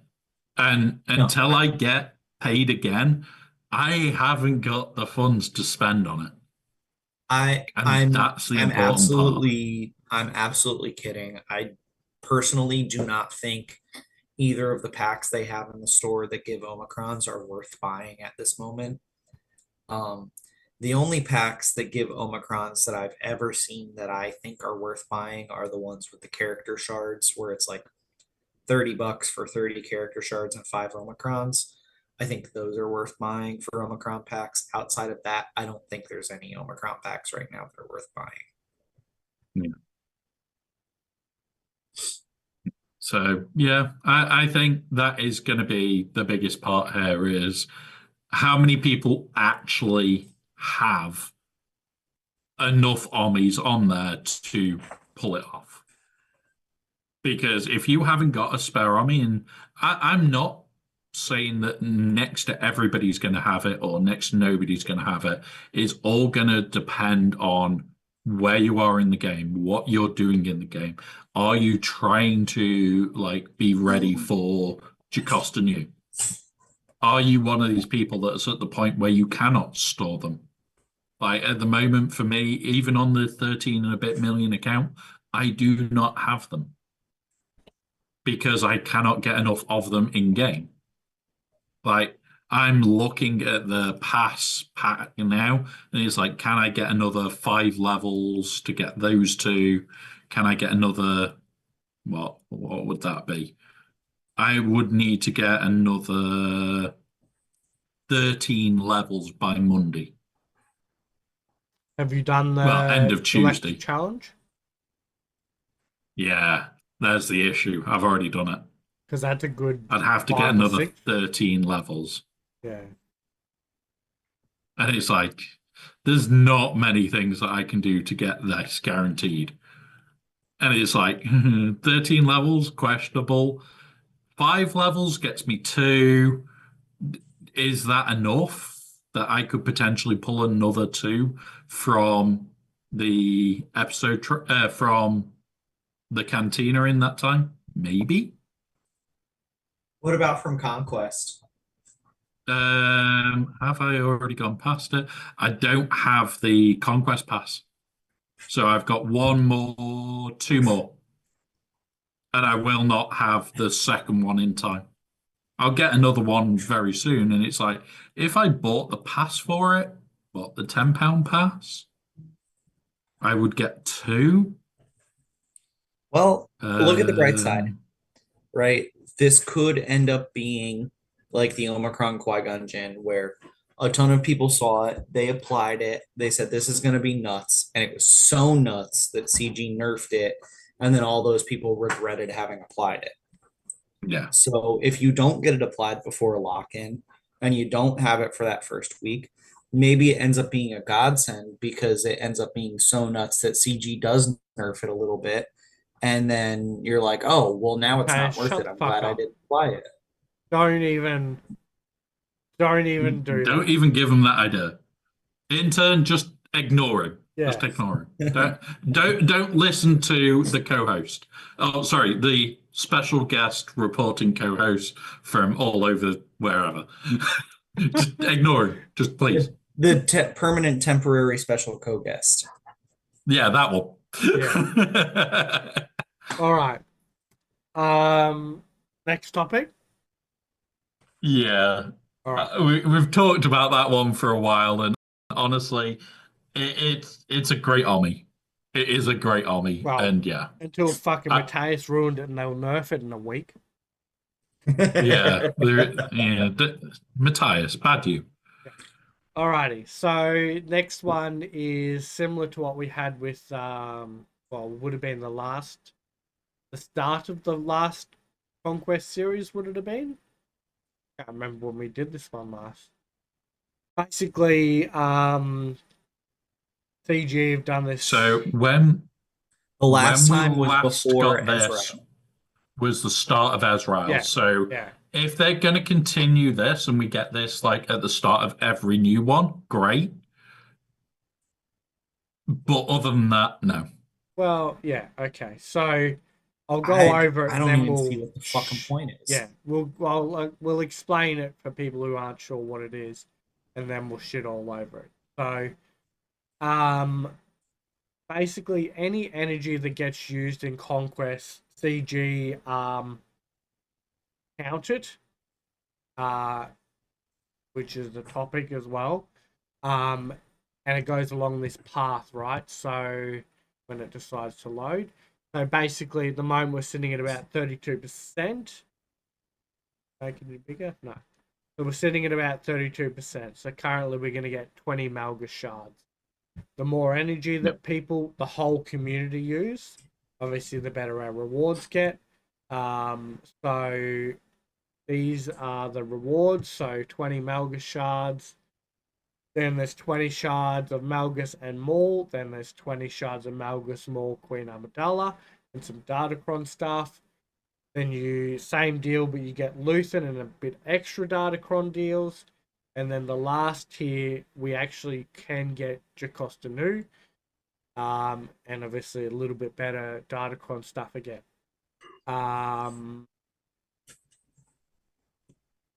Yeah. So Initial thoughts? my initial thoughts are at least last time, like we got 5 of everything in each one. So like it kind of encouraged us a bit more to go towards the end. Yeah. And yeah, okay, they've put Luthen and QA right at the end, meaning people are being encouraged yet again. But I would have preferred to see the 5-1 than this. Oh yeah, you get 20 shards, then you get 20 shards of this, because it's just not encouraging guys that have already got like QA done. For instance, it's like, well, why do I need to push? And the fact that it's the same numbers again, we know we missed by a mile last time. It was over 50 mil we missed by. And she's not as good as a character and is anywhere near as hyped as Ezra. Ezra, we had ridiculous hype for, and we missed. No, wasn't it Dark Side Ray? Oh yeah, Darkside Ray, sorry. Yeah. We had insane hype for her. Everybody was going for her. It was. I know guys that are 4 months that have now unlocked her mid this TB, this Conquest. It was Like, definitely Dark Side Ray. she had proper hype. Because I asked you to do the math to see whether I could get her with these shards, buying the pass and getting the Jawa nodes, whether it would be possible to get her quicker than the 3 months. But it would have required them to do it every month. Are you sure? Because Absolutely. I remember around the same time as the last one, us being pissed off about the player milestone where our reward was getting told Ezreal was going to come out, and then the next day they gave us his kit, and we were like, "What was the fucking point?" No, the first one of these they did was that. The second one of these they did, they actually gave rewards, which was Darkside Ray stuff. So Okay. it was like, yeah, it was definitely Darkside Ray, and it was like anybody that if we had got that, anybody that got Gold Crate that bought the pass and bought all the shards got her as well. All right. Because that's how much you missed by on Gold Crate. So And it was like, holy shit. both of Yeah. you are right, but both of you are wrong. the first time we had the event, it was they didn't tell us what it was, right? And I think it ended up being Ezra's announcement. The second one Yeah, was the Dark Side Ray, which is what we've just finished. This is now the third one. yeah.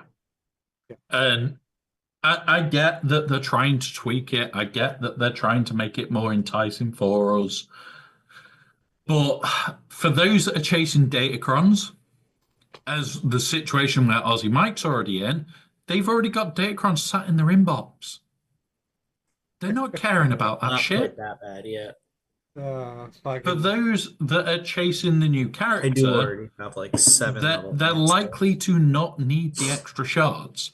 But what it does mean is if we do hit it, they don't have to buy for a month. So one of the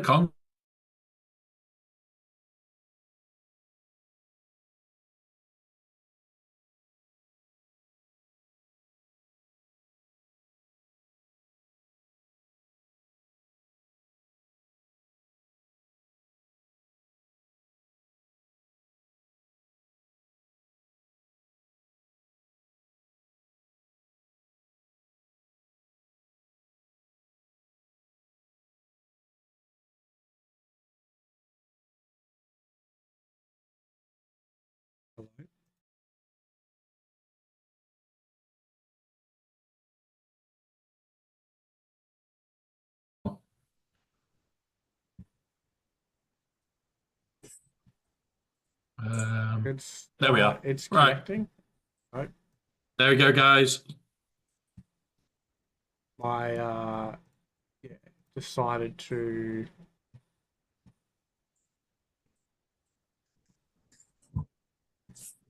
Are we back on Twitch? Yeah, we're on Twitch now. Okay, all right. Keep talking, and I'll fix up the cameras. So sorry about that, guys. Aussie Mike is back. Don't actually know fully what happened, My but Zoom it's definitely froze. his fault. My fucking Zoom It's froze. definitely his fault. 100% Aussie Mike's fault. Blame Aussie Mike, guys. Yeah. With Bones not being here this week, Mike is hosting the stream from his side, and so when his thing crashed, it crashed our stream. We're now going to have to splice the audio from 2 separate VODs together, it looks like. That won't take long. Yeah. Well, for your YouTube thing, but Mike's going to have to take the audio from your YouTube video, or he's going to have to do it himself to upload to Spotify. I will chuck it up on a Google document and just say, yeah, here you go, sort of thing. Okay. It won't take me long to splice it for a video wise.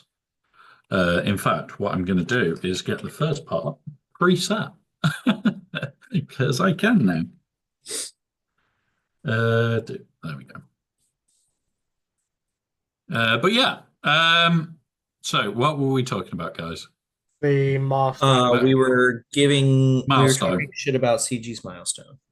Yeah. So milestone wise, am I happy with it? Yes. It's just there's not enough hype for this character to say we are definitely going to get that. If we do get it, I would be very much a case of, did CG cheat? There's my bet. Yeah, did they cheat it? Yeah, there's no doubt at all that they're not counting at all. Like it's just the numbers are made up, and that's been the problem the last 2 times. And I don't think there's anything they can say to make us think otherwise. But anyway. Yeah.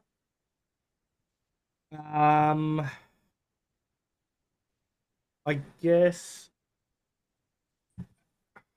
like even the rewards, right? Yeah, I don't know. I just think they're not even really worth me bothering. 2 datacrons, 500 data cache, some of the like materials to slice them or build them up. Not even really worth. Overall, it's kind of shit rewards, yeah. And like Womprat said earlier, I just don't think there's enough hype around this character that people are gonna like really be pushing Conquest. Outside of the people who already push, who probably aren't gonna push any harder than normal. I just don't see us making this milestone. I don't see us getting. Maybe we'll get the second to last tier like last time, but I don't see us getting the final tier just like last time. I also don't think that it matters how hard we push because with it not being an automatically updated tracker, it just comes down to what does CG want to tell us we got? Nobody in this community trusts them to be honest on this tracker. So who really gives a shit? Yeah. This is the important part is, do we trust them enough No, just stop it. to actually do that? You don't. No. There's nothing you can say Hmm. to change that answer. It's just no. Yeah. And that's the Honestly- fucked up thing is CG, your fucking community doesn't trust that you're being honest with the manually updated tracker. Honestly, it's like they could do it as an in-game tracked thing. They could. The only thing that gives us a glimmer of hope of getting that last tier is the fact that they've brought the Ascension bundle back. They've also brought the the calendar back. Calendar. And those two alone give us a glimmer of hope. And like those that are chasing datacrons are going to buy the Ascension pack because holy shit, that gives you so much energy to sit there and go and sin and sin and sin. And there's the thing. I bought the pack. I totally get what you're saying. But That is the only thing that's given them a glimmer of hope of this. The rest of it, no, get fucked. I just think it's ridiculous that they don't have an automatically updating tracker. I get that this is a new thing for them and they've never really done the milestones before the last couple, but like, here's number 2, Marvel Strike Force. Fucking automatically updated trackers that refresh every month. It's constant. They have a million automatically updating trackers. You already have a system for automatically updating trackers built into the game for the daily spend 600 energy. Like, just apply it on a broader scale. Fucking Helldivers 2, which is a dead game nobody plays anymore, tracks the progress on community goals to the 0.001%. How many guilds do you think there are in the game? How many guilds are there? I don't know, probably like 8,000 or some shit like that. What do you reckon, Mom? I'll probably over 100k worth because you're gonna have dead guilds as well. Okay. You're gonna have a lot of guilds. So how many active guilds are there that you would say would do like 600 tickets a day sort of thing? Or, you know, not necessarily 600 tickets, but are active each day? That are active each day, you're probably looking 20 to 30k. Guilds? 20 to 30,000 guilds? Yep. The fuck? I was thinking like That would be 3,000 at the most. Not really not only that are 3,000 ridiculously active active. guilds. Not that are ridiculously active, like the top end of the guilds. You are still looking at probably maybe 5,000 or 6,000 that are actually active. Other than that, I don't think there's going to be that many that aren't. I thought there was There's like going to be a lot. 400,000 players, right? I think there's more than that. I think that's just on the Play Store. We don't know the figures for iOS. Apple. the PC client. We can get the figures for people that are on Apple, but it's like anything else. It's like, yeah, we can't get the figures for. Yeah, but is the 400,000 on the Play Store accurate, or is that just how many downloads there are? Because a lot of people would have moved over to the PC client when it came out. unknown. This is the thing. There is ways to check how many people are actually using apps, but I haven't checked in a very long time. All right. Okay, so let's y-axis right was 150 million. We can get 30,000 tickets in a day, right? That's 600 tickets each person because it's based Yeah. on energy, right? So at the moment, you've got the calendar, which gives you 600 a day. If they have bought the ascendancy thing, I think I got to like 5,000 energy. And just purely based on the 350 gem refreshes, how much energy is that? You get 140, 120 per each one, right? That's 360. So if you did the 50 crystals, you'd be getting with your normal refresh rate, you'd be getting close to 500 a Yeah. day. Okay, so you got 500. So that gets us to, what was it? 8,000 guilds would be required to hit this number that we're at right now. If most people are getting 600, using 600 Conquest energy. It's not going to happen. I don't No. even know whether that number's real. Like, Right. I'm just like, it either seems like it's really high or there's more guilds than I feel there is. Hang More on, it's players. 75 mil, isn't it? Is it 100 75 We're mil? 150 mil for the first box, and we're already over it. Is it 750 million for the last box? Oh, yes, for the last one, yes. Right, okay.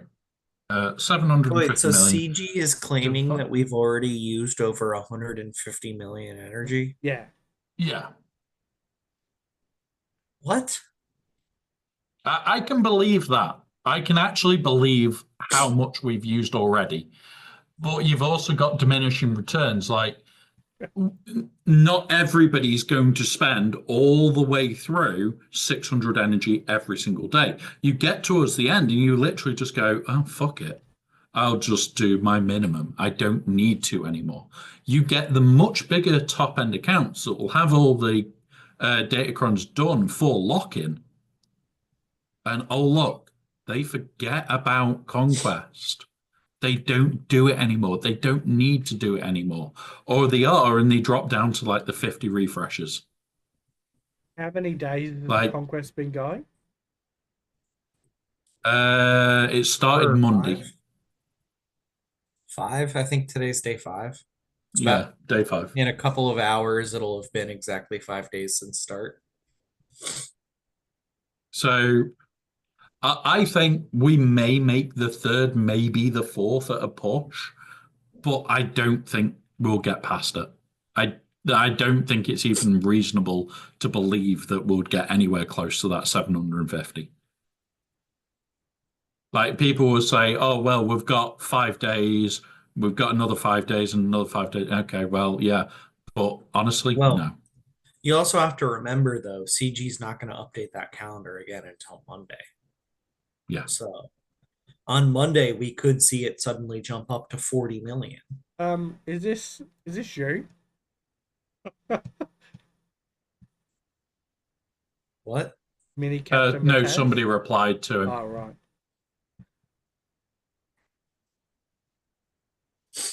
Don't mind me, I'm So, just yeah. reading the comments. And Yeah, it definitely looks like a lot of people are on the same sort of wavelength as us, that it's, yeah. That it's a load of shit and it's not, Mm. doesn't matter.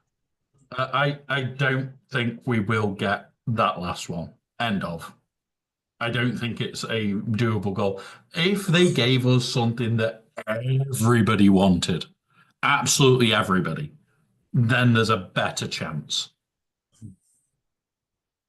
That would be a better chance. Yeah, well, why But do they not have Ezra, Darkside Ray in here, like in the lower levels?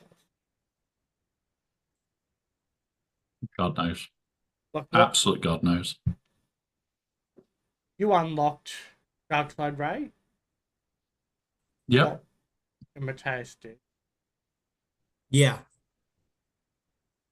So we're probably the worst people to sort of ask about it, but I wouldn't care if they'd put like Darkside Ray in there to speed up the farm for a couple of people. Like I really wouldn't care.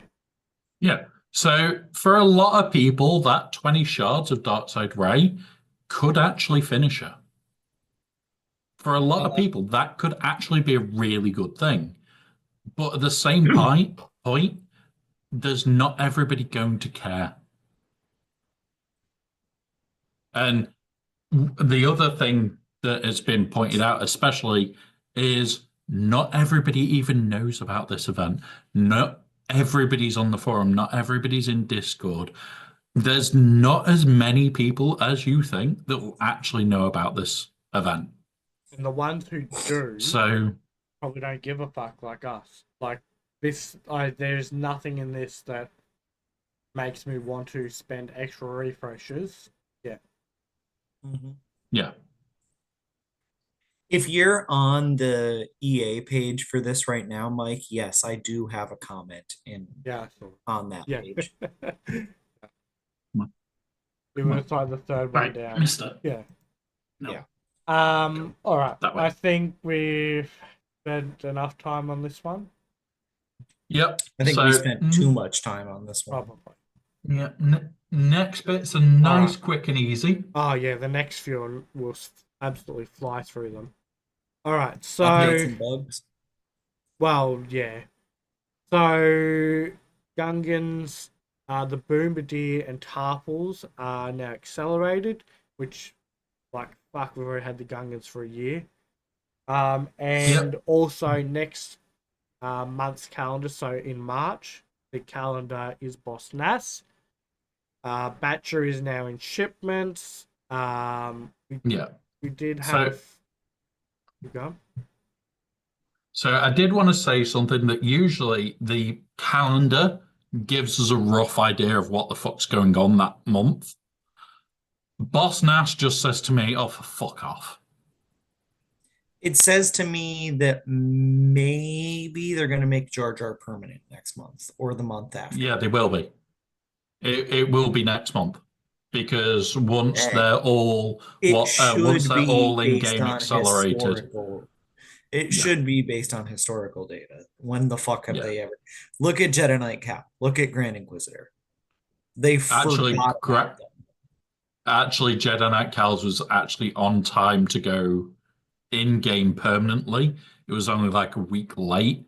But I do agree, when you look at stuff like Grand Inquisitor, you look at the back history of how often they have been late. And the fact that Jar Jar was meant to be this every 3 months come back, and he was late by a whole month and a bit on his second return, that says a lot more about it.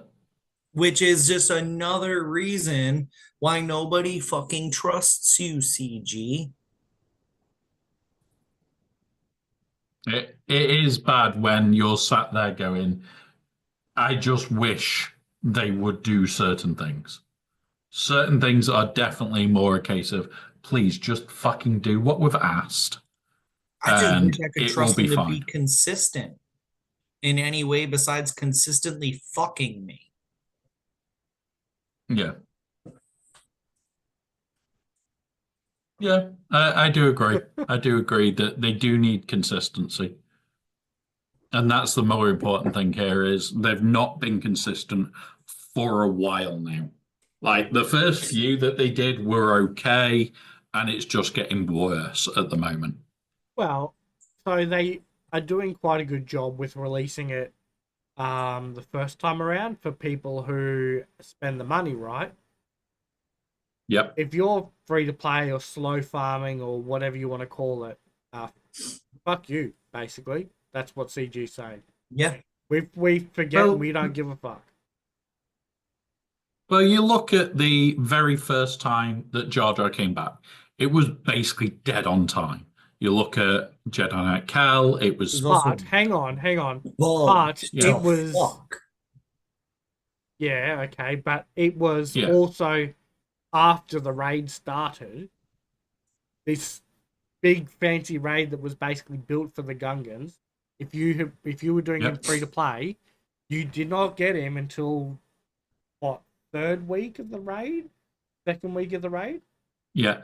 So the very first time it came back, it was at 3 months.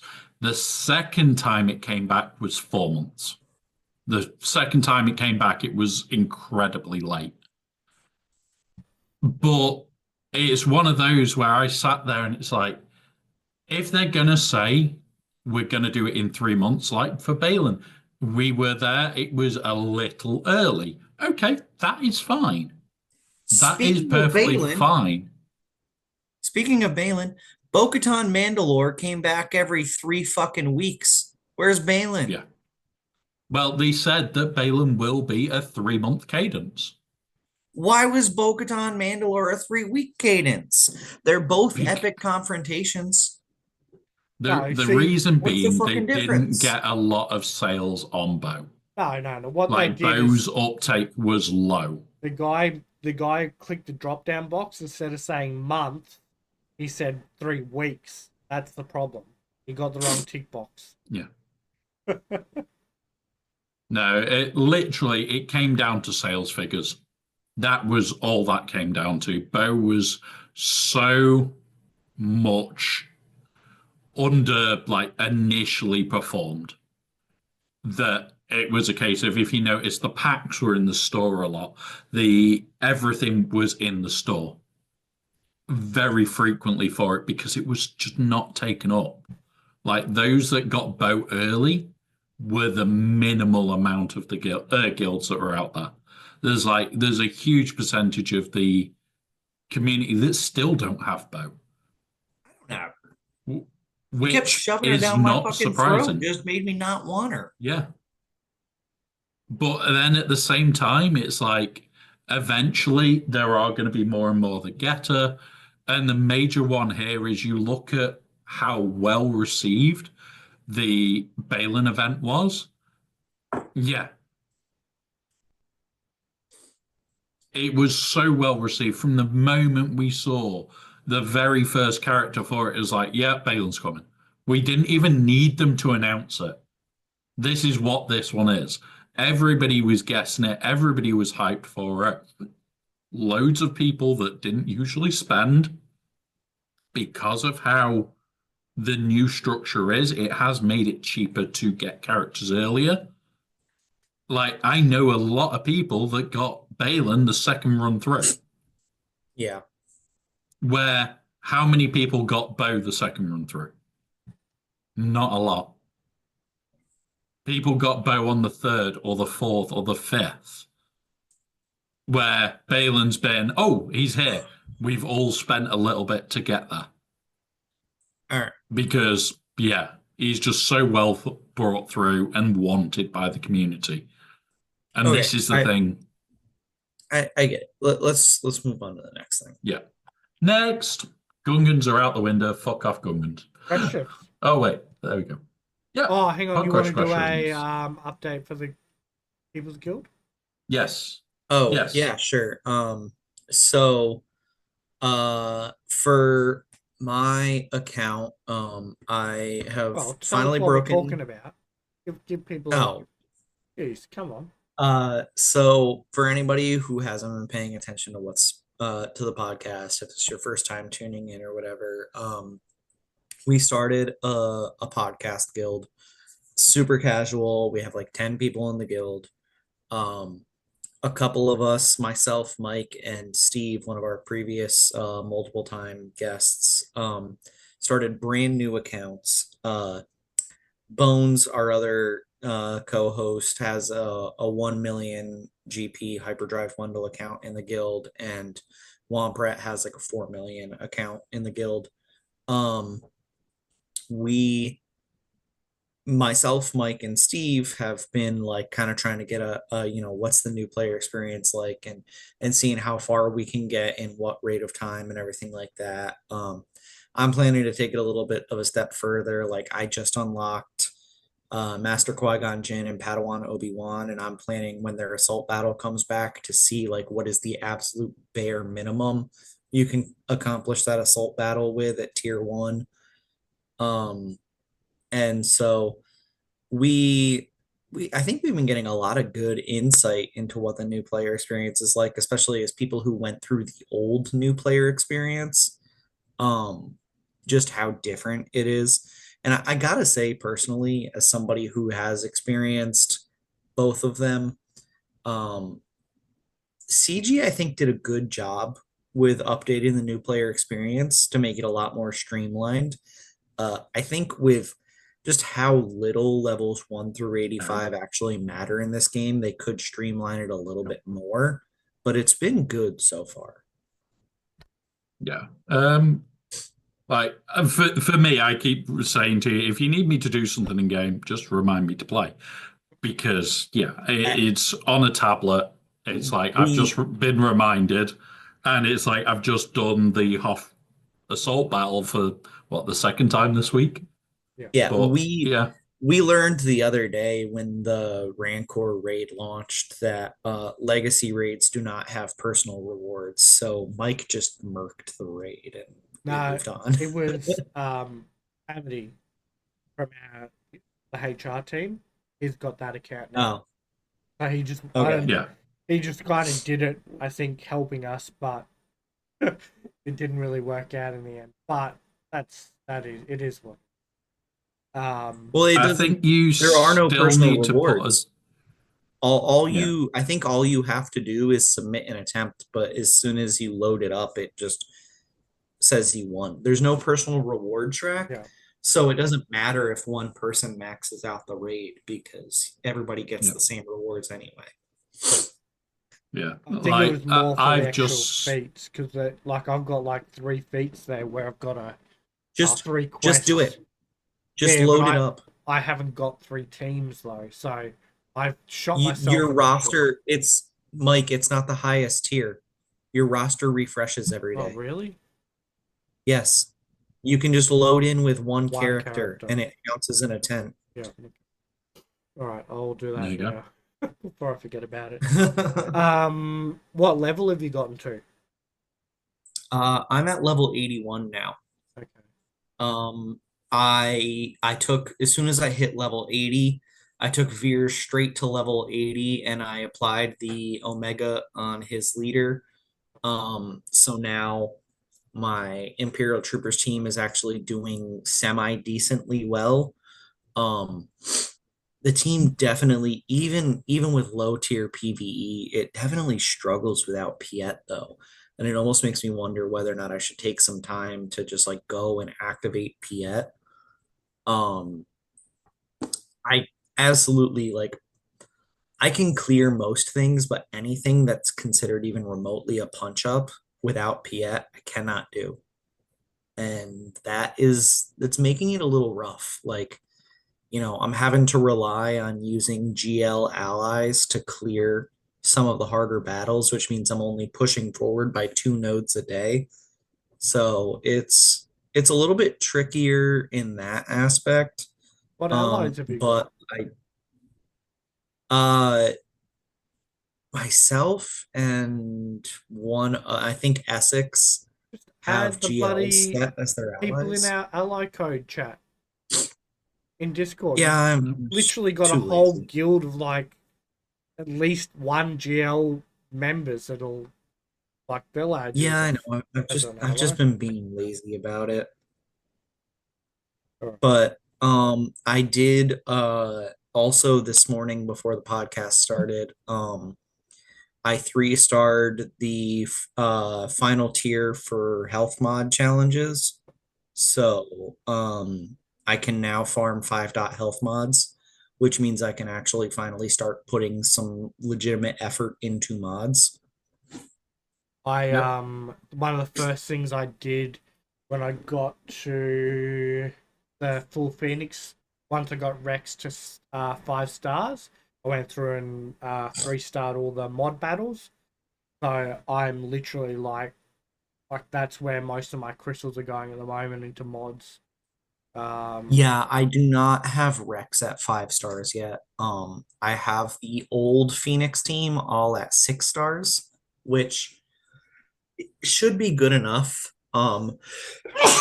Excuse me. I just also have them all at gear 6, so I need to bump them all up to like gear 7 so I can actually do it. Yeah. I think I'm on I think Chopper, I just need to get, is it like gear 6, I think? If I get him to gear 8, I'm gonna stop farming gear for the Phoenix.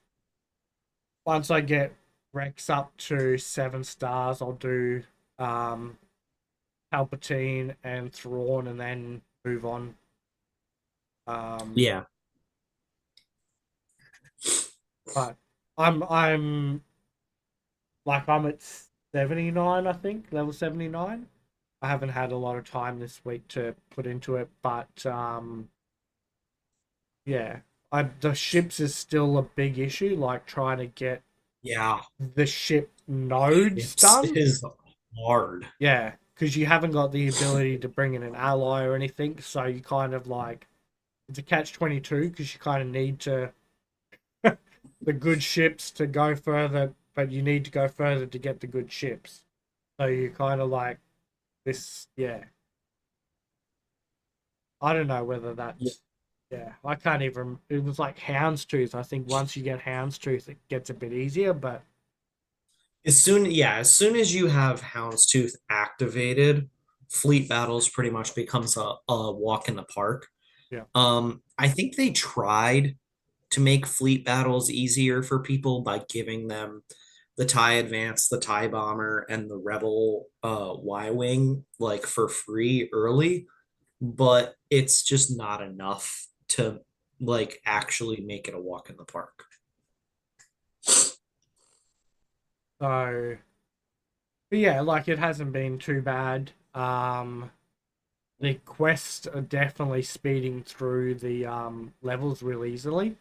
Um, Yeah, actually the main thing holding me back right now though is I have no good tanks geared up. So I've only completed like level 2 or 3 of the tank challenges, and like I'm on a quest right now to complete level 5 of the tank challenges. yeah, And it's like, well, I can't do that. yeah.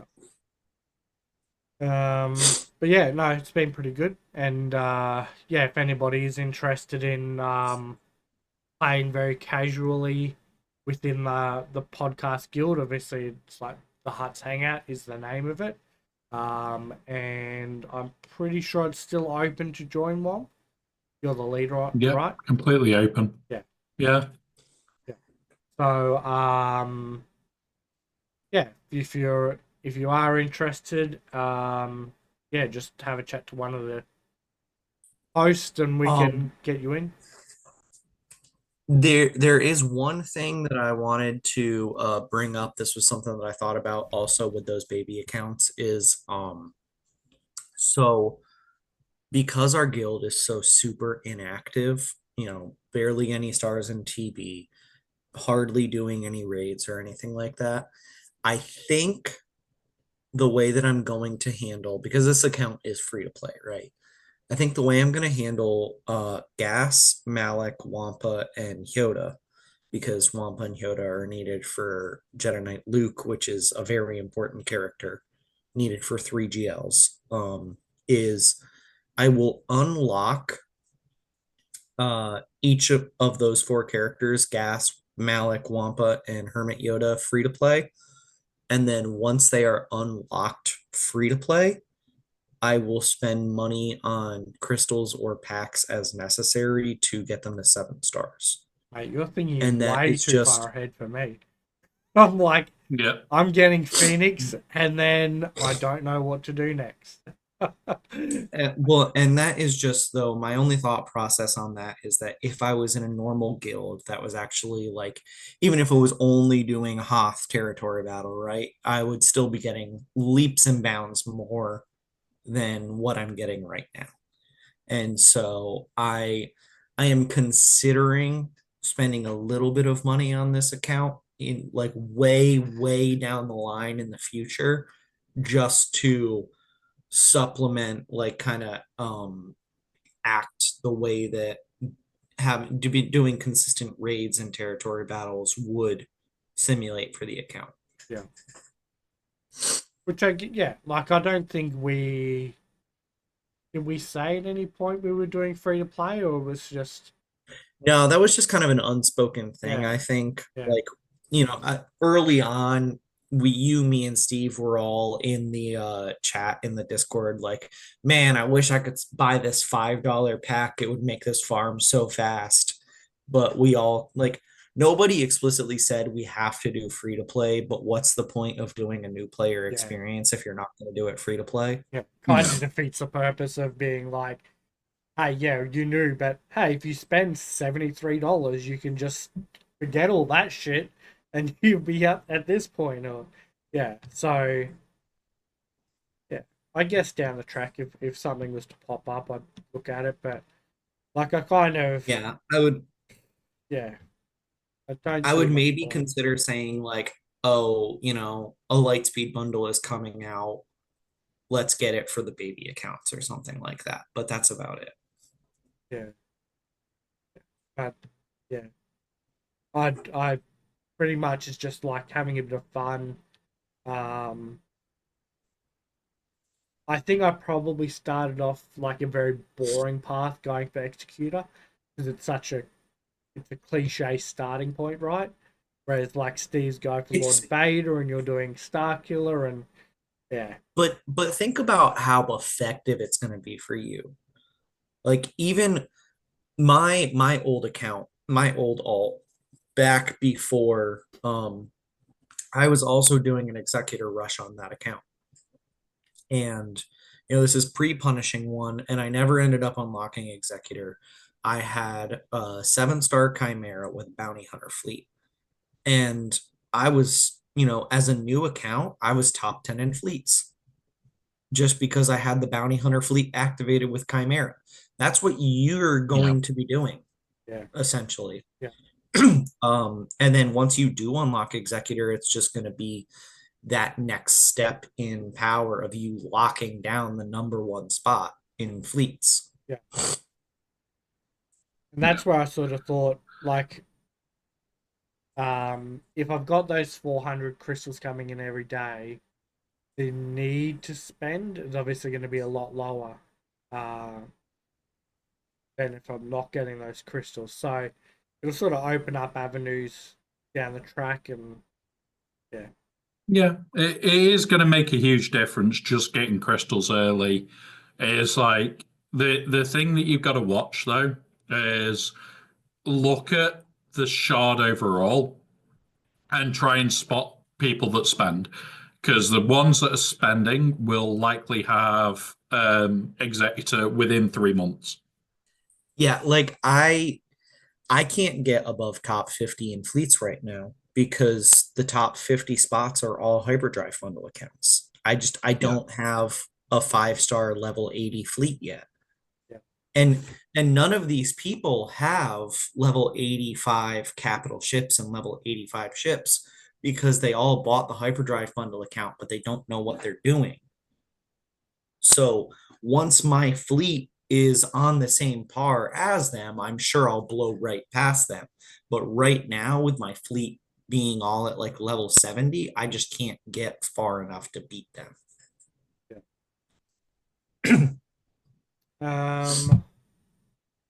Yeah. yeah. Anything else Oh, on the guild or your account? honestly, I think you guys are doing great. It's one of those where it's like there isn't a lot of information out there for new players, and it's like the fact that you're nearly at 85 on people that are putting in all the push for it and everything else, and it's like it's nice to know that it's now not a ridiculous grind considering what we were used to. Yeah. Um, so we mentioned this last week as well, Mike. If you could do has your opinion changed? If you could do something differently with a new account than what you're doing currently, what would it be?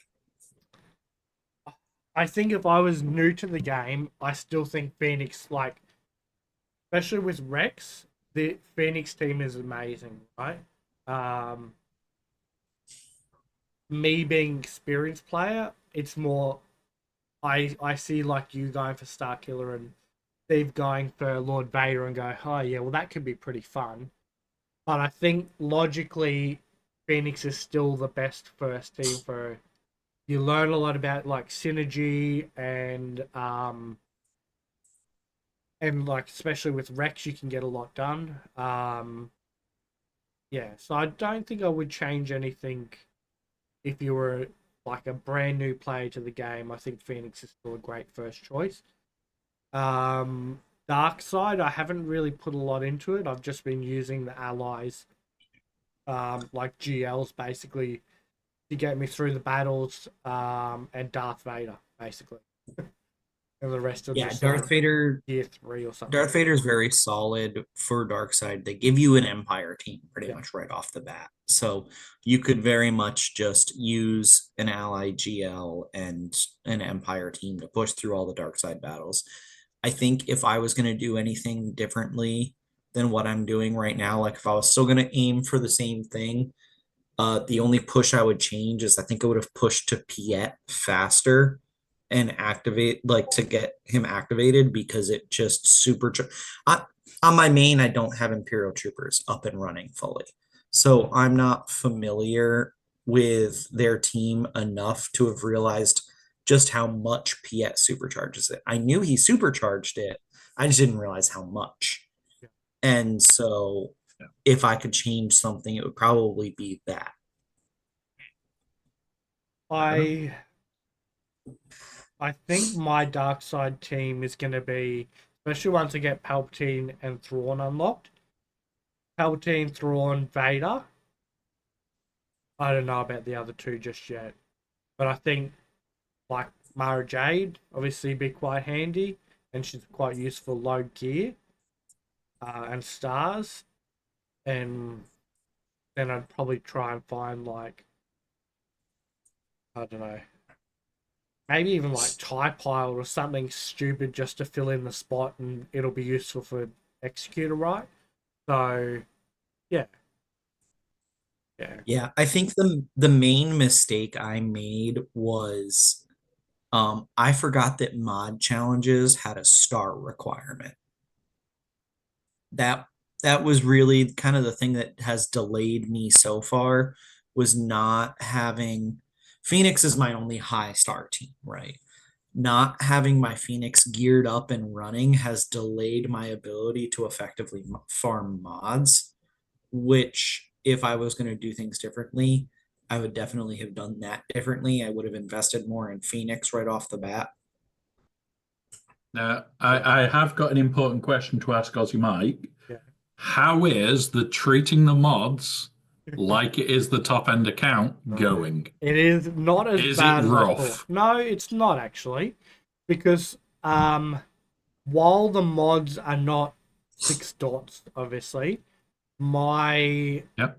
I have gotten quite a lot of mods that are like 4 or 5 speed on the first roll, and they've done quite well to get up to the second rolls. So there are mods there that I would keep.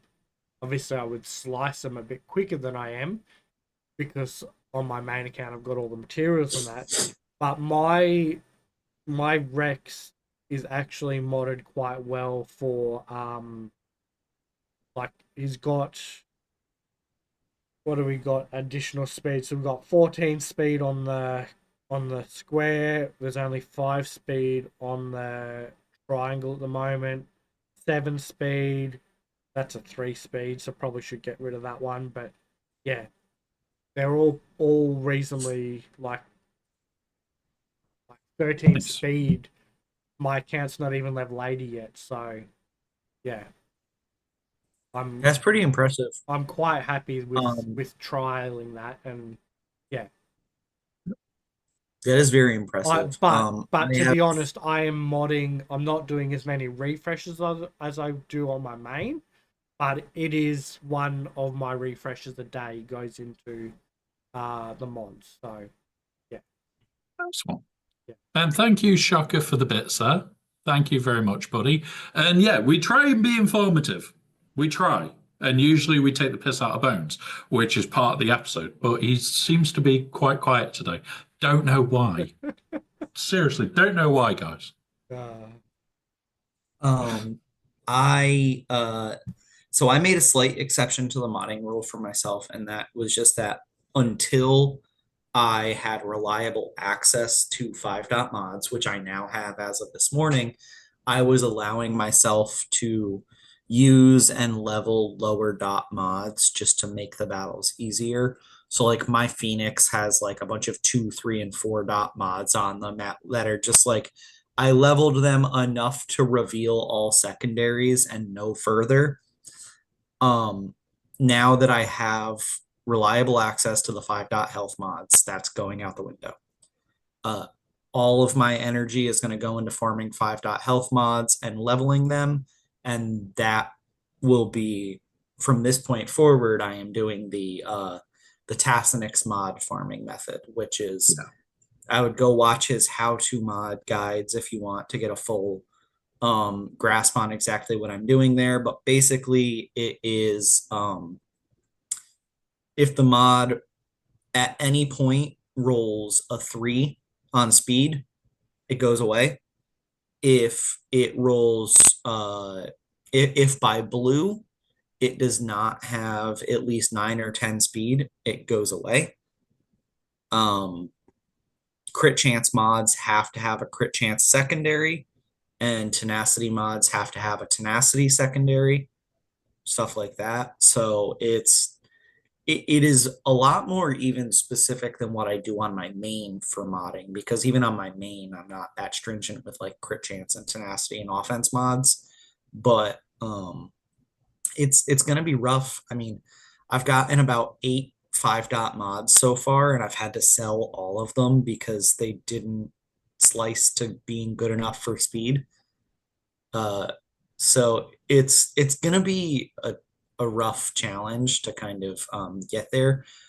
I'm debating whether or not to just like fill my mod inventory with 500 health dot or 500 health mods and just like see what I can get out of it. But you know, credits are so hard to come by that it's like that's really not worth it either. well, my credit problem is non-existent because if it's a grey mod, I've just been selling it. That's how I started off, and Yeah, well, that's my currency. I so know I'm not getting as I much, did good mods as from them, because it is possible to get amazing mods from Grey, but I have no credits to play that game. yeah. Yeah. And you know it sucks because you could be getting rid of a 26 speed mod. You don't know. Yeah. But yeah, I have definitely felt the credit crunch. I had 2,000 mod energy saved up. I was ready to go. I was like, as soon as I can farm the 3-star mod challenges, I'm going to dump thousands of mod energy into getting good mods. And the credit crunch was hitting me so hard, I dumped all of it into farming up 3 and 4 dot mods and then selling all of them just for more credits. So yeah, it's the credit crunch is rough if you're trying to play quickly. If you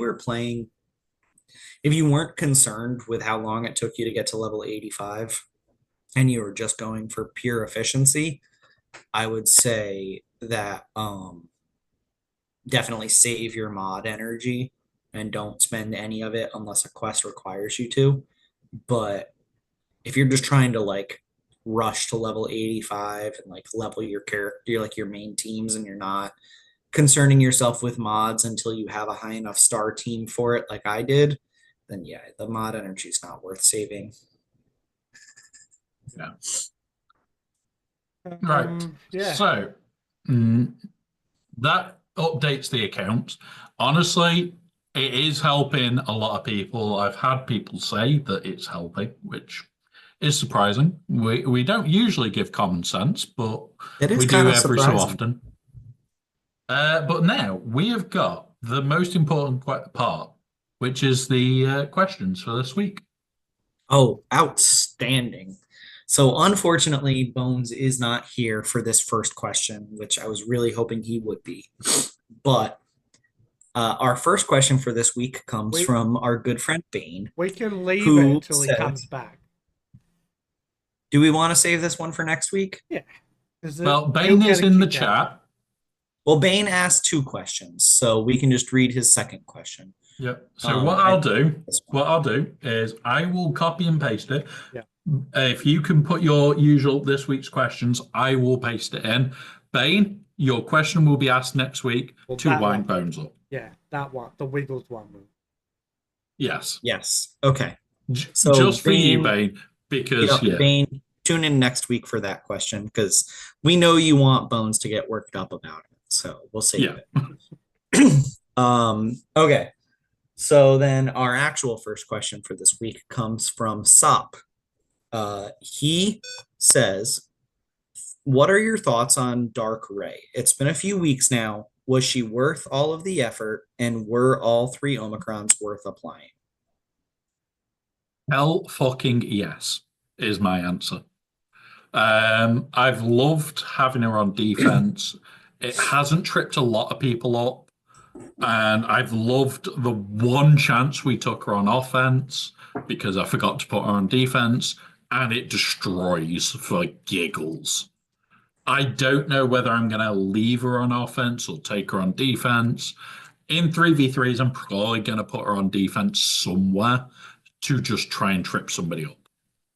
And it will literally be her, Slacker, and KRU, and done.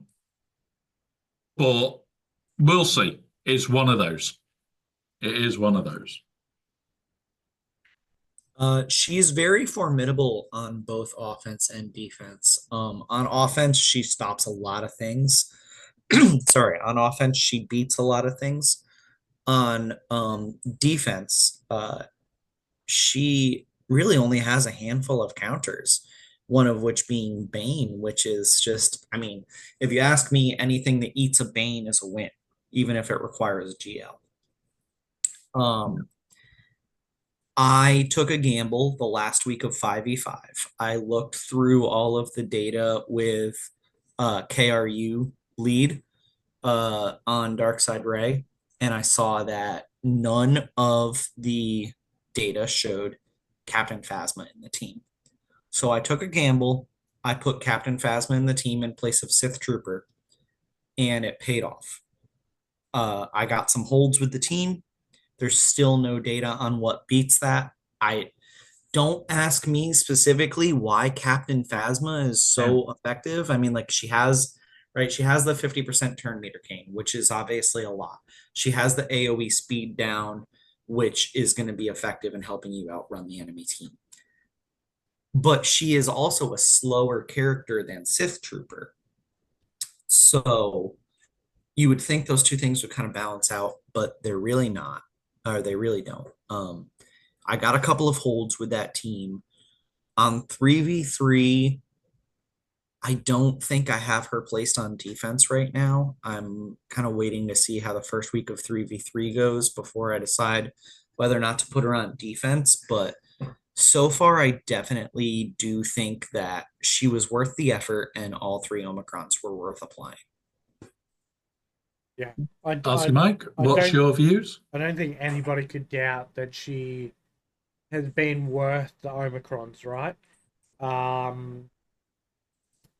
I think she has done well without being it's tough, right? Because we've just had Bane, who's literally like a one-man wrecking team, right? Darkside Ray has done what she was required to do. She is a lifter for the SLKR team, and she has done that. Just like, you know, Ben Solo did for the Ray team, and yeah, she's done her job. I definitely think I don't regret any of the Omicrons. I am using Darkside Ray in TV for the First Order teams as well. Yeah, she's solid. Yeah, I don't regret anything with her. But yeah, she's doing. She's above expectations, not incredible like Bane is. So yeah, yeah. What do you guys is? We're all using her with First Order. Has anybody tried anything different? Um, I've only used her with First Order. Like the temptation was to try out something, but it's like she has a Sith tag. I haven't even searched for anything she's been used with that's just Sith, but I am tempted to have a look. And while we're doing it, I will have a quick look because we've got The only thing I could see is if you brought insights. her and SLKR on offense and you ended up being able to beat something with SLKR and you didn't need her to get the win, so you didn't use her, throw her in as the second with Bane, because whoever the second is with Bane is only there to die anyway. Like, I mean, she's doing a great job with SLKR, so there's not really, it's not like we need to look for another home for her, but No, it's just out of curiosity Yeah. if anybody had tried it. Yeah. I don't see why anybody would have yet. I'm sure there's a couple of people who've tried There to is use Bane or there is SRE. people have used her on Phasma teams against stuff. Oh, but Not the outside of best of win First Order? rates. Outside of First Order, though. Oh, outside of First Order, we've got on a Treya team. Okay. That seems to be surprisingly popular. Can beat Gungans, Geonosians, Wow. Queen Treya Amidala, beat surprisingly. Geonosians. Wow. Oh, but Yeah, Trey can beat Armadillo anyway. yeah. And But yeah, Gungans too. let's go back then. We've also got on a Malgus team. I don't see much of a point in that because congrats, Nope. it breaks synergy. Um, on a team with a solid Sith team with EP, doesn't have great win rates. Used with Darth Revan has a 50% win rate. For some unknown So, reason, used on a yeah. JML So team it seems once. like the answer is no. She's not Yeah, good anywhere except a First Order team. I mean, like, yeah. the teams you just mentioned, a lot of those counters are already possible. It's not like she's increased that team like she has Yeah. with the First Order team. Yeah. But it's like the only other team that I've seen that's got even potentially good win rates is a C team. And the C team is literally, she's a Sith. When she dies, oh, look, everybody gets healed. Fuck you all. Yeah. Yeah. That's it. That's the only other team that I can see her being a use on. Yeah. I think outside of a full First Order lineup, her only purpose on any Sith team she would be on is to die. Whether that's with Sith Eternal Emperor or Bane, her purpose there is to die. All right, next question. So next question comes from Steve, and he says, what is the next old character you want an Omicron added for, and how long do you think it will be until we get the next one? This question was asked after Zalbaar was given his Omicron, so Zalbaar does not count. Yeah.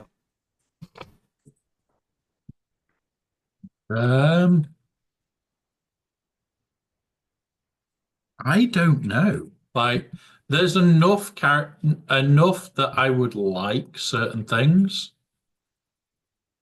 but at the same time, it's like I just don't know. Like, there's a couple of things that I'd like, but one of Let's those. see. Yeah, I want to say what I would like to see would be a territory war Omicron on an older droid character. Specifically to make them better with like a sortie lineup because we already have for everybody who doesn't know this already, T3M4 does actually have a territory war Omicron that nobody uses. So I would, and it is very droid specific. That's part of why it doesn't have any call outs to Old Republic. So I would like to see maybe give another older droid character another territory war Omicron to give people a reason to apply that one and the territory war Omicron and make Sortie, I guess, kind of decent in territory wars. It doesn't have to be overpowered, just decent. I Fair enough. think we need a GAC Omicron for one of the Jawas. Something to bring that team up. Okay. Yep. I Or can see no, not a new Jawa, because like, yeah, I No, don't think I don't think we need a new Jawa. No. I think just an Omicron of on some sort so that they're decent. Um, Chief Nebbit also has a TW Omicron. Did you Yeah. know that? yeah. Nihilus Huh. has it, I think. I wouldn't be Um, surprised if Nihilus has it. Nihilus loves his Jawas. um, who would it be though, and what would it do? Do we have to answer that, or is it just what character we want one for? Oh, okay, yeah. I mean, they No, said what's the next old character, Yeah, just but a Jawa. Even Jawa, just Jawa. Gets a GAC. so Jawa Scavenger has a his salvaged equipment that only maxes out at level 7. So There's possibility. could just give him an Omicron to raise that to level 8. Yeah. You know what I've worked out would be likely because CG are pricks, and we know that they like dicking us over. Ewok Scout to raise the Ewoks to usable because they didn't put it in the Lightspeed pack. So it means people, if you're You're going to right, use they them, did you've not. got to relic it. Yeah. But And yeah, he is if anything, a operation in TB. Remember, so there is some of the population who will have him at relics. yeah, but not everybody. Oh no. Yeah. What game mode would you want the Ewok Scout Omicron for? Now, Nisa has one for TW, is it? Yes. So not TW. I And know Sherpa Chirpa has a GAC. yeah. has a GAC. It's probably going to have to be GAC to raise the team up to be usable in GAC at least. Yeah. Well, I mean, that's another thing that we've been seeing with GAC is it's moving towards all kind of defensive teams are either a GL team or like a 3+ Omicron team or both. Yeah. Yeah. Mm. But yeah, some form of on Ewoks would be fun. That's what my mind goes to. Let's make Ewoks more stupid and fun than they've been for a while. Okay. Yeah, I could see Ewok Scout having something stupid like whenever an Ewok ally attacks out of turn, all Ewoks gain 5% turn meter. And then you just put Nisa on the team and you just run circles around everything. Yep. Now we all know what Bones would be saying. Give me Teak. Teak. So we don't need to go into Bones would be it. like, no, we don't need an But- Ewok Scout Omicron. We need Teak to lift the Ewok team. Yeah. But he would be wrong because that's not what Steve's asked. So Exactly. Yeah. all right. And isn't exactly. that just the most Bones thing imaginable? It is, yeah. Yep. Okay.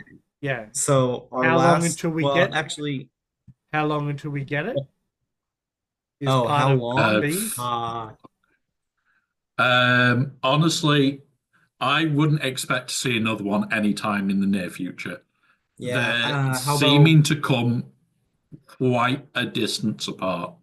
So maybe next week we'll see another one. Or it could be like 6 months from now. I'm gonna go with 9 months. Right before Christmas, they'll give us another. I don't even know whether we'll get one this year. When was the last one? You know when they're going to do it, and I've worked out exactly when they'll do it. Uh, May the 4th, just to piss us all off. Here's a great army for May the 4th. Yep. Maybe they'll give an. Oh, you know what? Okay, Got there's it. there's a lot of speculation that Bad Batch would be part of the next raid, right? What if they give an old Bad Batch character an Omicron and it's the raid Omicron? No, better than that. What they'll do is they'll give Ezra an Omicron because it's Ezra's birthday on May the 4th, because that's Empire Day. No, you know what? I think they're gonna put an Omicron on the old hunter's leadership ability. And it's gonna be like very specifically if all allies are both Bad Batch and Clone Trooper, with the exception of Omega, because Omega's not a Clone Trooper. I think it's going to specifically say that so that way you can't use any new Bad Batch with them. Fair enough. All right. So in turn, ignore that last 20 seconds. Yeah. But yeah, but like I said, they could do something quite unique and do because here's an army, here's a character that's not used. Okay, well, it's technically Ezra's birthday. Let's do it on May the 4th. Give him a whole new army. And yeah, done. Okay.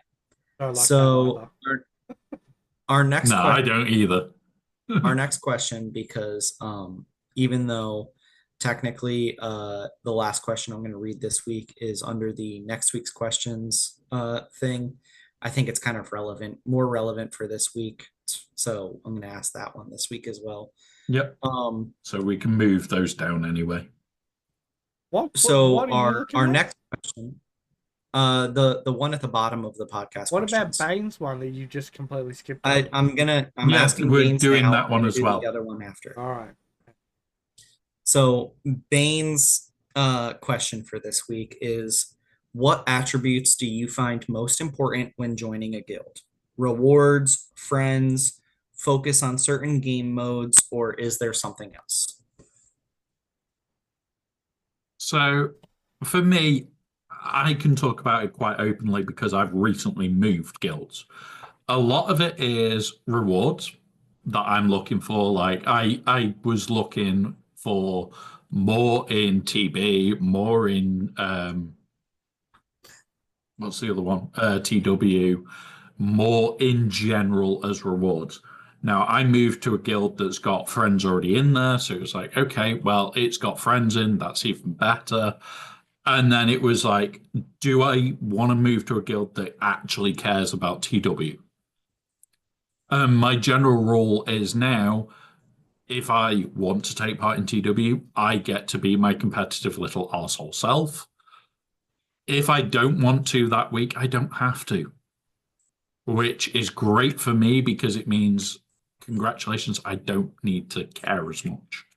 But yeah, it's like, it's really good to have an account that can move to those type of guilds. But at the same time, you want the rewards. You want most of the time where you move guilds, you just want more. You just need more. Like the thing that held back my big account for so long was raid rewards. Now I get more raid rewards, but on top of that, the guild has said, oh, by the way, we're going for the next box. The next box, we are not far off. When we get that next box, that's going to give me more goddamn stuff. You give me more bloody that Mark III currency, I'm going to grow faster. And that's all I care about is growth. So, yeah, at the end of the day, yeah, friendship is nice. It's really nice. And I've got some people that may not necessarily be directly in the guild, but they're within the alliance of the guild that I have actually found as new friends because I've moved, I've had a laugh, I'm having more fun. And it sounds stupid, but the friendship part of it will come. With any guild, you will find people that you become friends with. However, the major part is give me the goddamn rewards. If you're not moving for that reason, are you just a casual player? Then find a casual guild that has what you want. You do not need the rewards. Well, there are guilds out there for that. But 99.9% of the time, you're going to be moving for rewards. And that's it. Matthias? I mean, I don't really have any interest in moving my current guild, right? Okay, so if we In the kicked you, past, in in the past, when I have changed guilds, it has specifically been because I was kicked out of my old guild or the old guild just died or something like that. So if I was looking for a new guild, like if Mike said that he doesn't like me anymore and kicked me out of the guild, or if I got three strikes and I was out or something like that, um, it would probably be based on TB rewards. As time has gone on, I've kind of moved away from territory wars as being like my favorite game mode to territory battles. I like territory battles a lot more now than I used to. And so I think I would want to move into a TB focused guild that the only thing that I think would be difficult for that for me would be finding a guild that does better than us in territory battles, but is willing to accept me only putting up about 3 million for my raid score because that's about what I can put up. Um, so if I could find a guild that did better than us in TB, but was accepting of a lower, a low end raid score, I think that would be kind of like the ticket for me.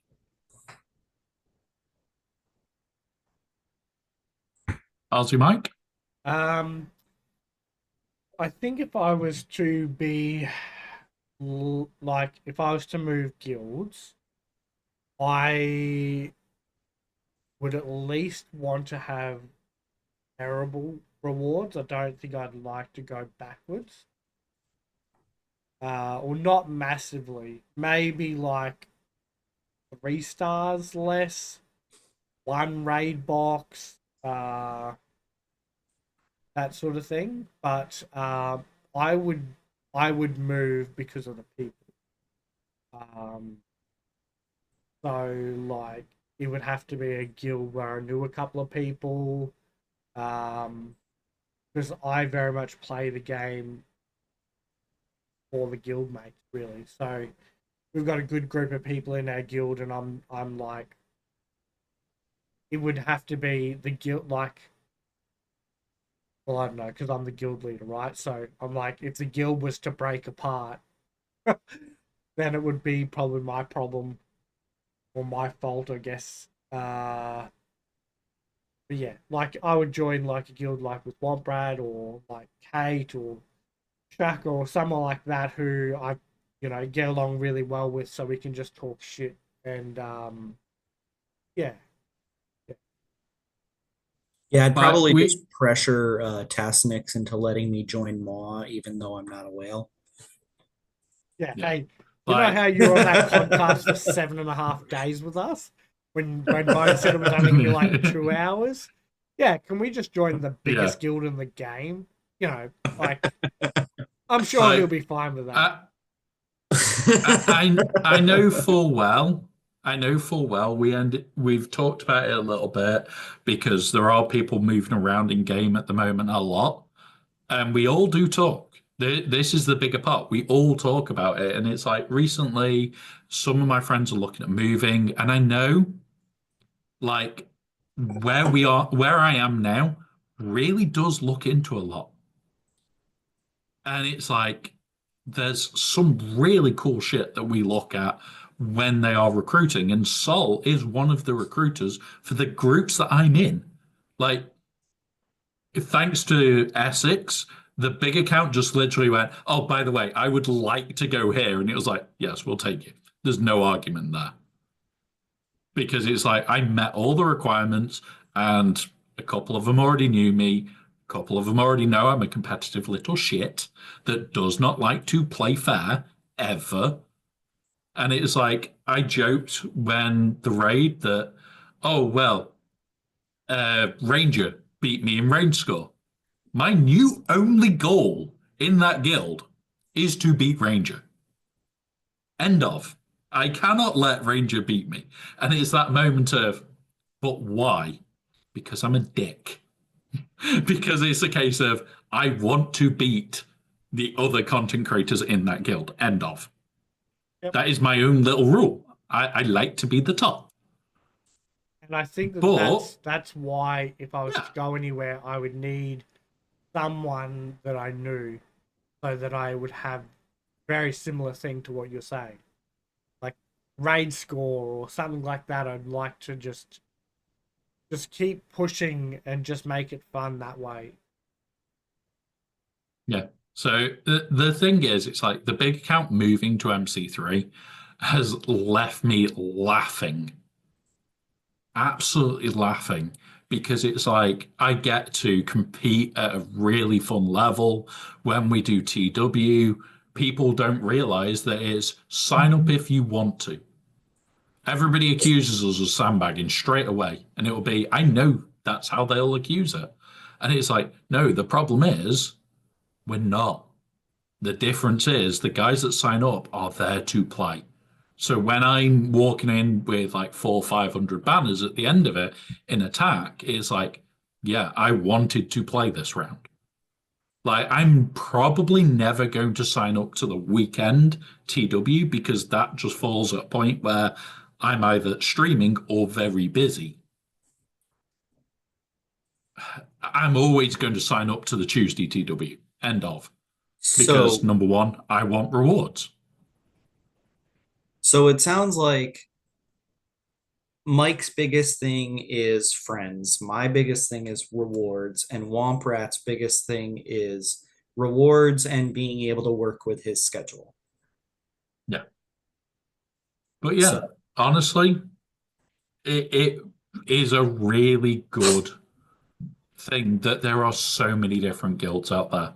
It's not just here is a competitive guild, here is this guild, here is that guild. There's all different guilds for all different folks. There's even guilds, and I've heard it and I've read it and I can't believe it, that when Conquest start, they take a TB break and they drop to the easiest TB. Why, I do not know. But okay, it's like, yeah, okay. That's what you want to do. okay. The last Right. question for this week is from Tiny Bubbles. Hey Huts, Tiny Bubbles 42 here from House of the Hut. Shout out to E-Ray for letting me take up his old account. What is the worst thing to ever happen to any account you have ever made? So, to give this some context, Tiny Bubbles, unfortunately, last week, his account was deleted. How that happened, we don't know. If it was a bug, if somebody gained access to his account through the guest login feature, we don't know.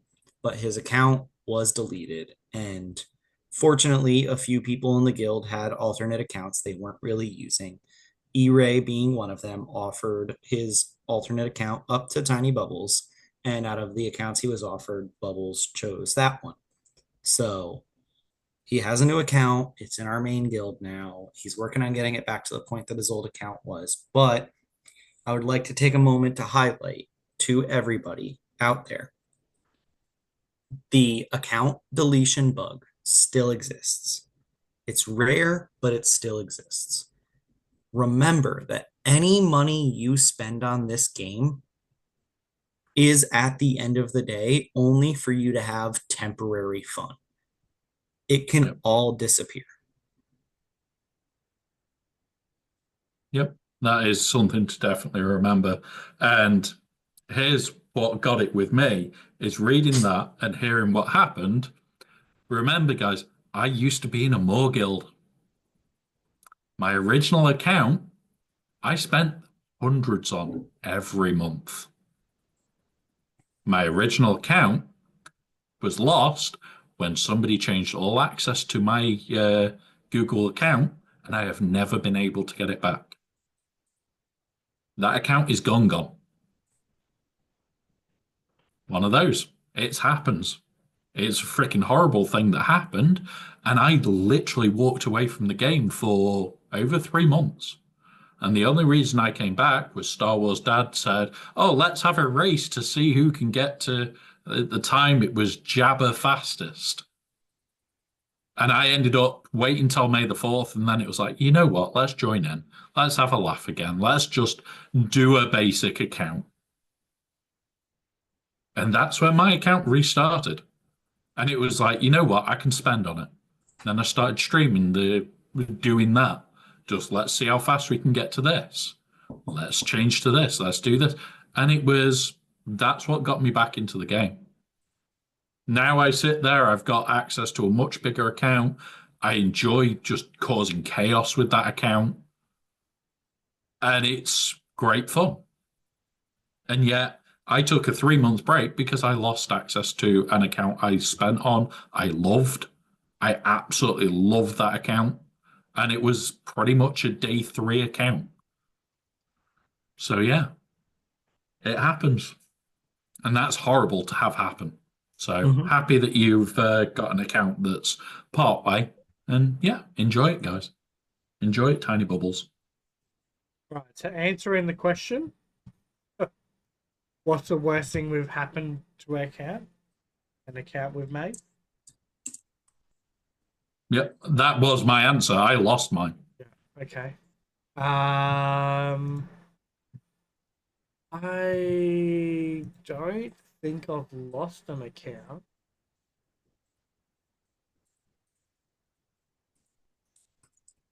I know what you should be saying yours is, What?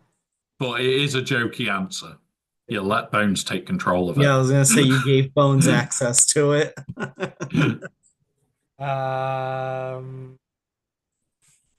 Yeah, I don't think probably like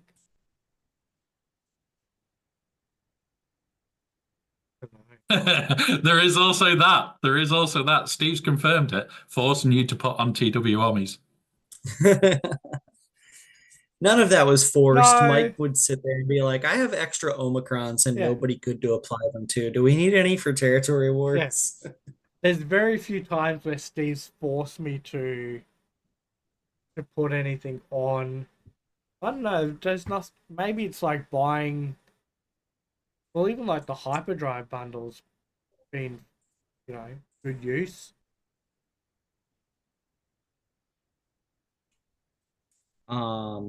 Maybe it's like TB operations, getting some of those shitty characters that nobody else wants to do. I feel like the worst thing that's ever happened to any of Mike's accounts is Mike being like, I don't want to play with you anymore, and just letting them collect dust. Hey, I give them to people normally. I'm very generous. He does. He just hands out fucking accounts, and then those people quit playing, and he's like, well, I guess I'll take that account back. Yeah.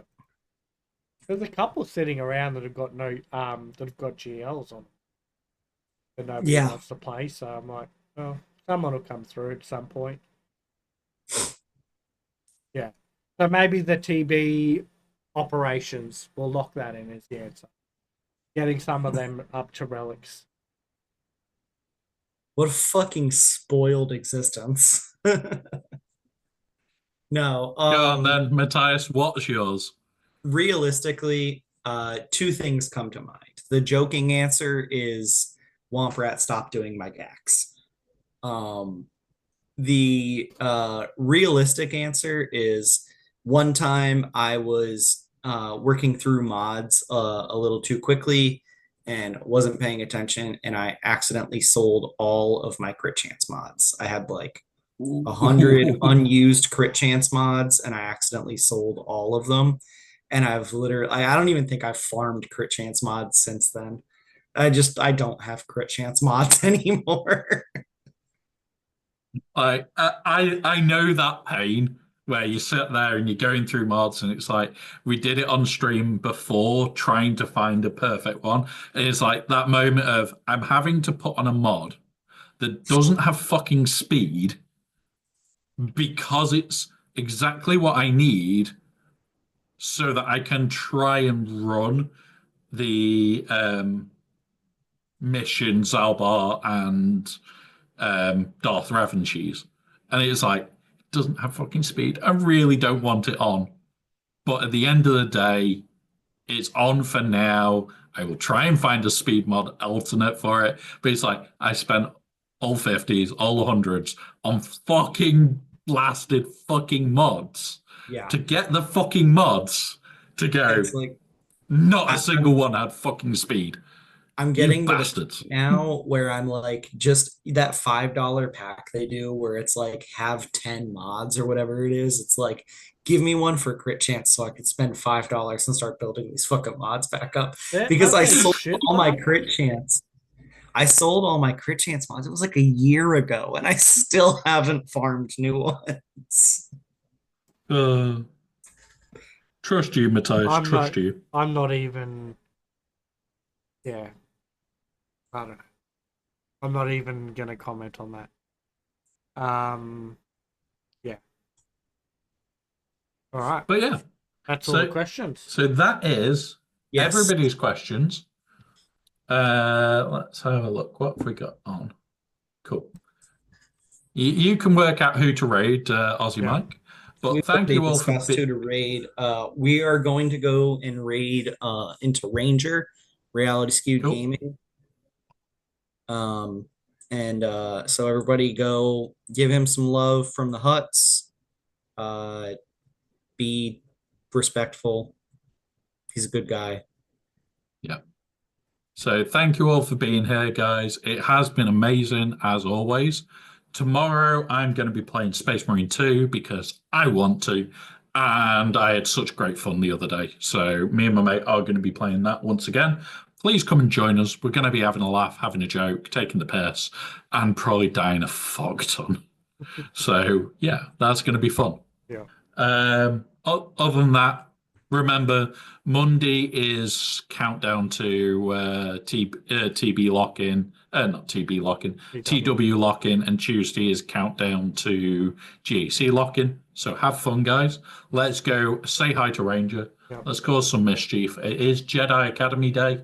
So yeah, enjoy, guys, and I'll see you all very soon. Matthias? Everybody, just, Bones isn't here to stop you. So before we leave, everybody burn your pine cones and fuck you, Bones. Go check out the replay for this. If there's any part that you missed due to not being subscribed because you don't like us and you don't want to support us, go check out the replay on either Spotify or YouTube on Womp Rat's channel and give it a like, give us a follow, do whatever you can to help us out. And for anybody who wasn't aware, Spotify did recently add the ability to leave comments on podcasts. So I don't know if that's a metric that they track or follow, but go leave some comments on our podcast on Spotify. See if it we helps have us rated get across. out You spoke for so long. That Yeah. Oh, we have shit. rated across. Well, But there might be yeah, still people here. a sneaky bit just for those that are watching it back or watching it later or listening to it later. Yeah. Thanks, guys. Enjoy. yeah. Have a good All one, right. guys. See you soon, guys. See you later. Bye.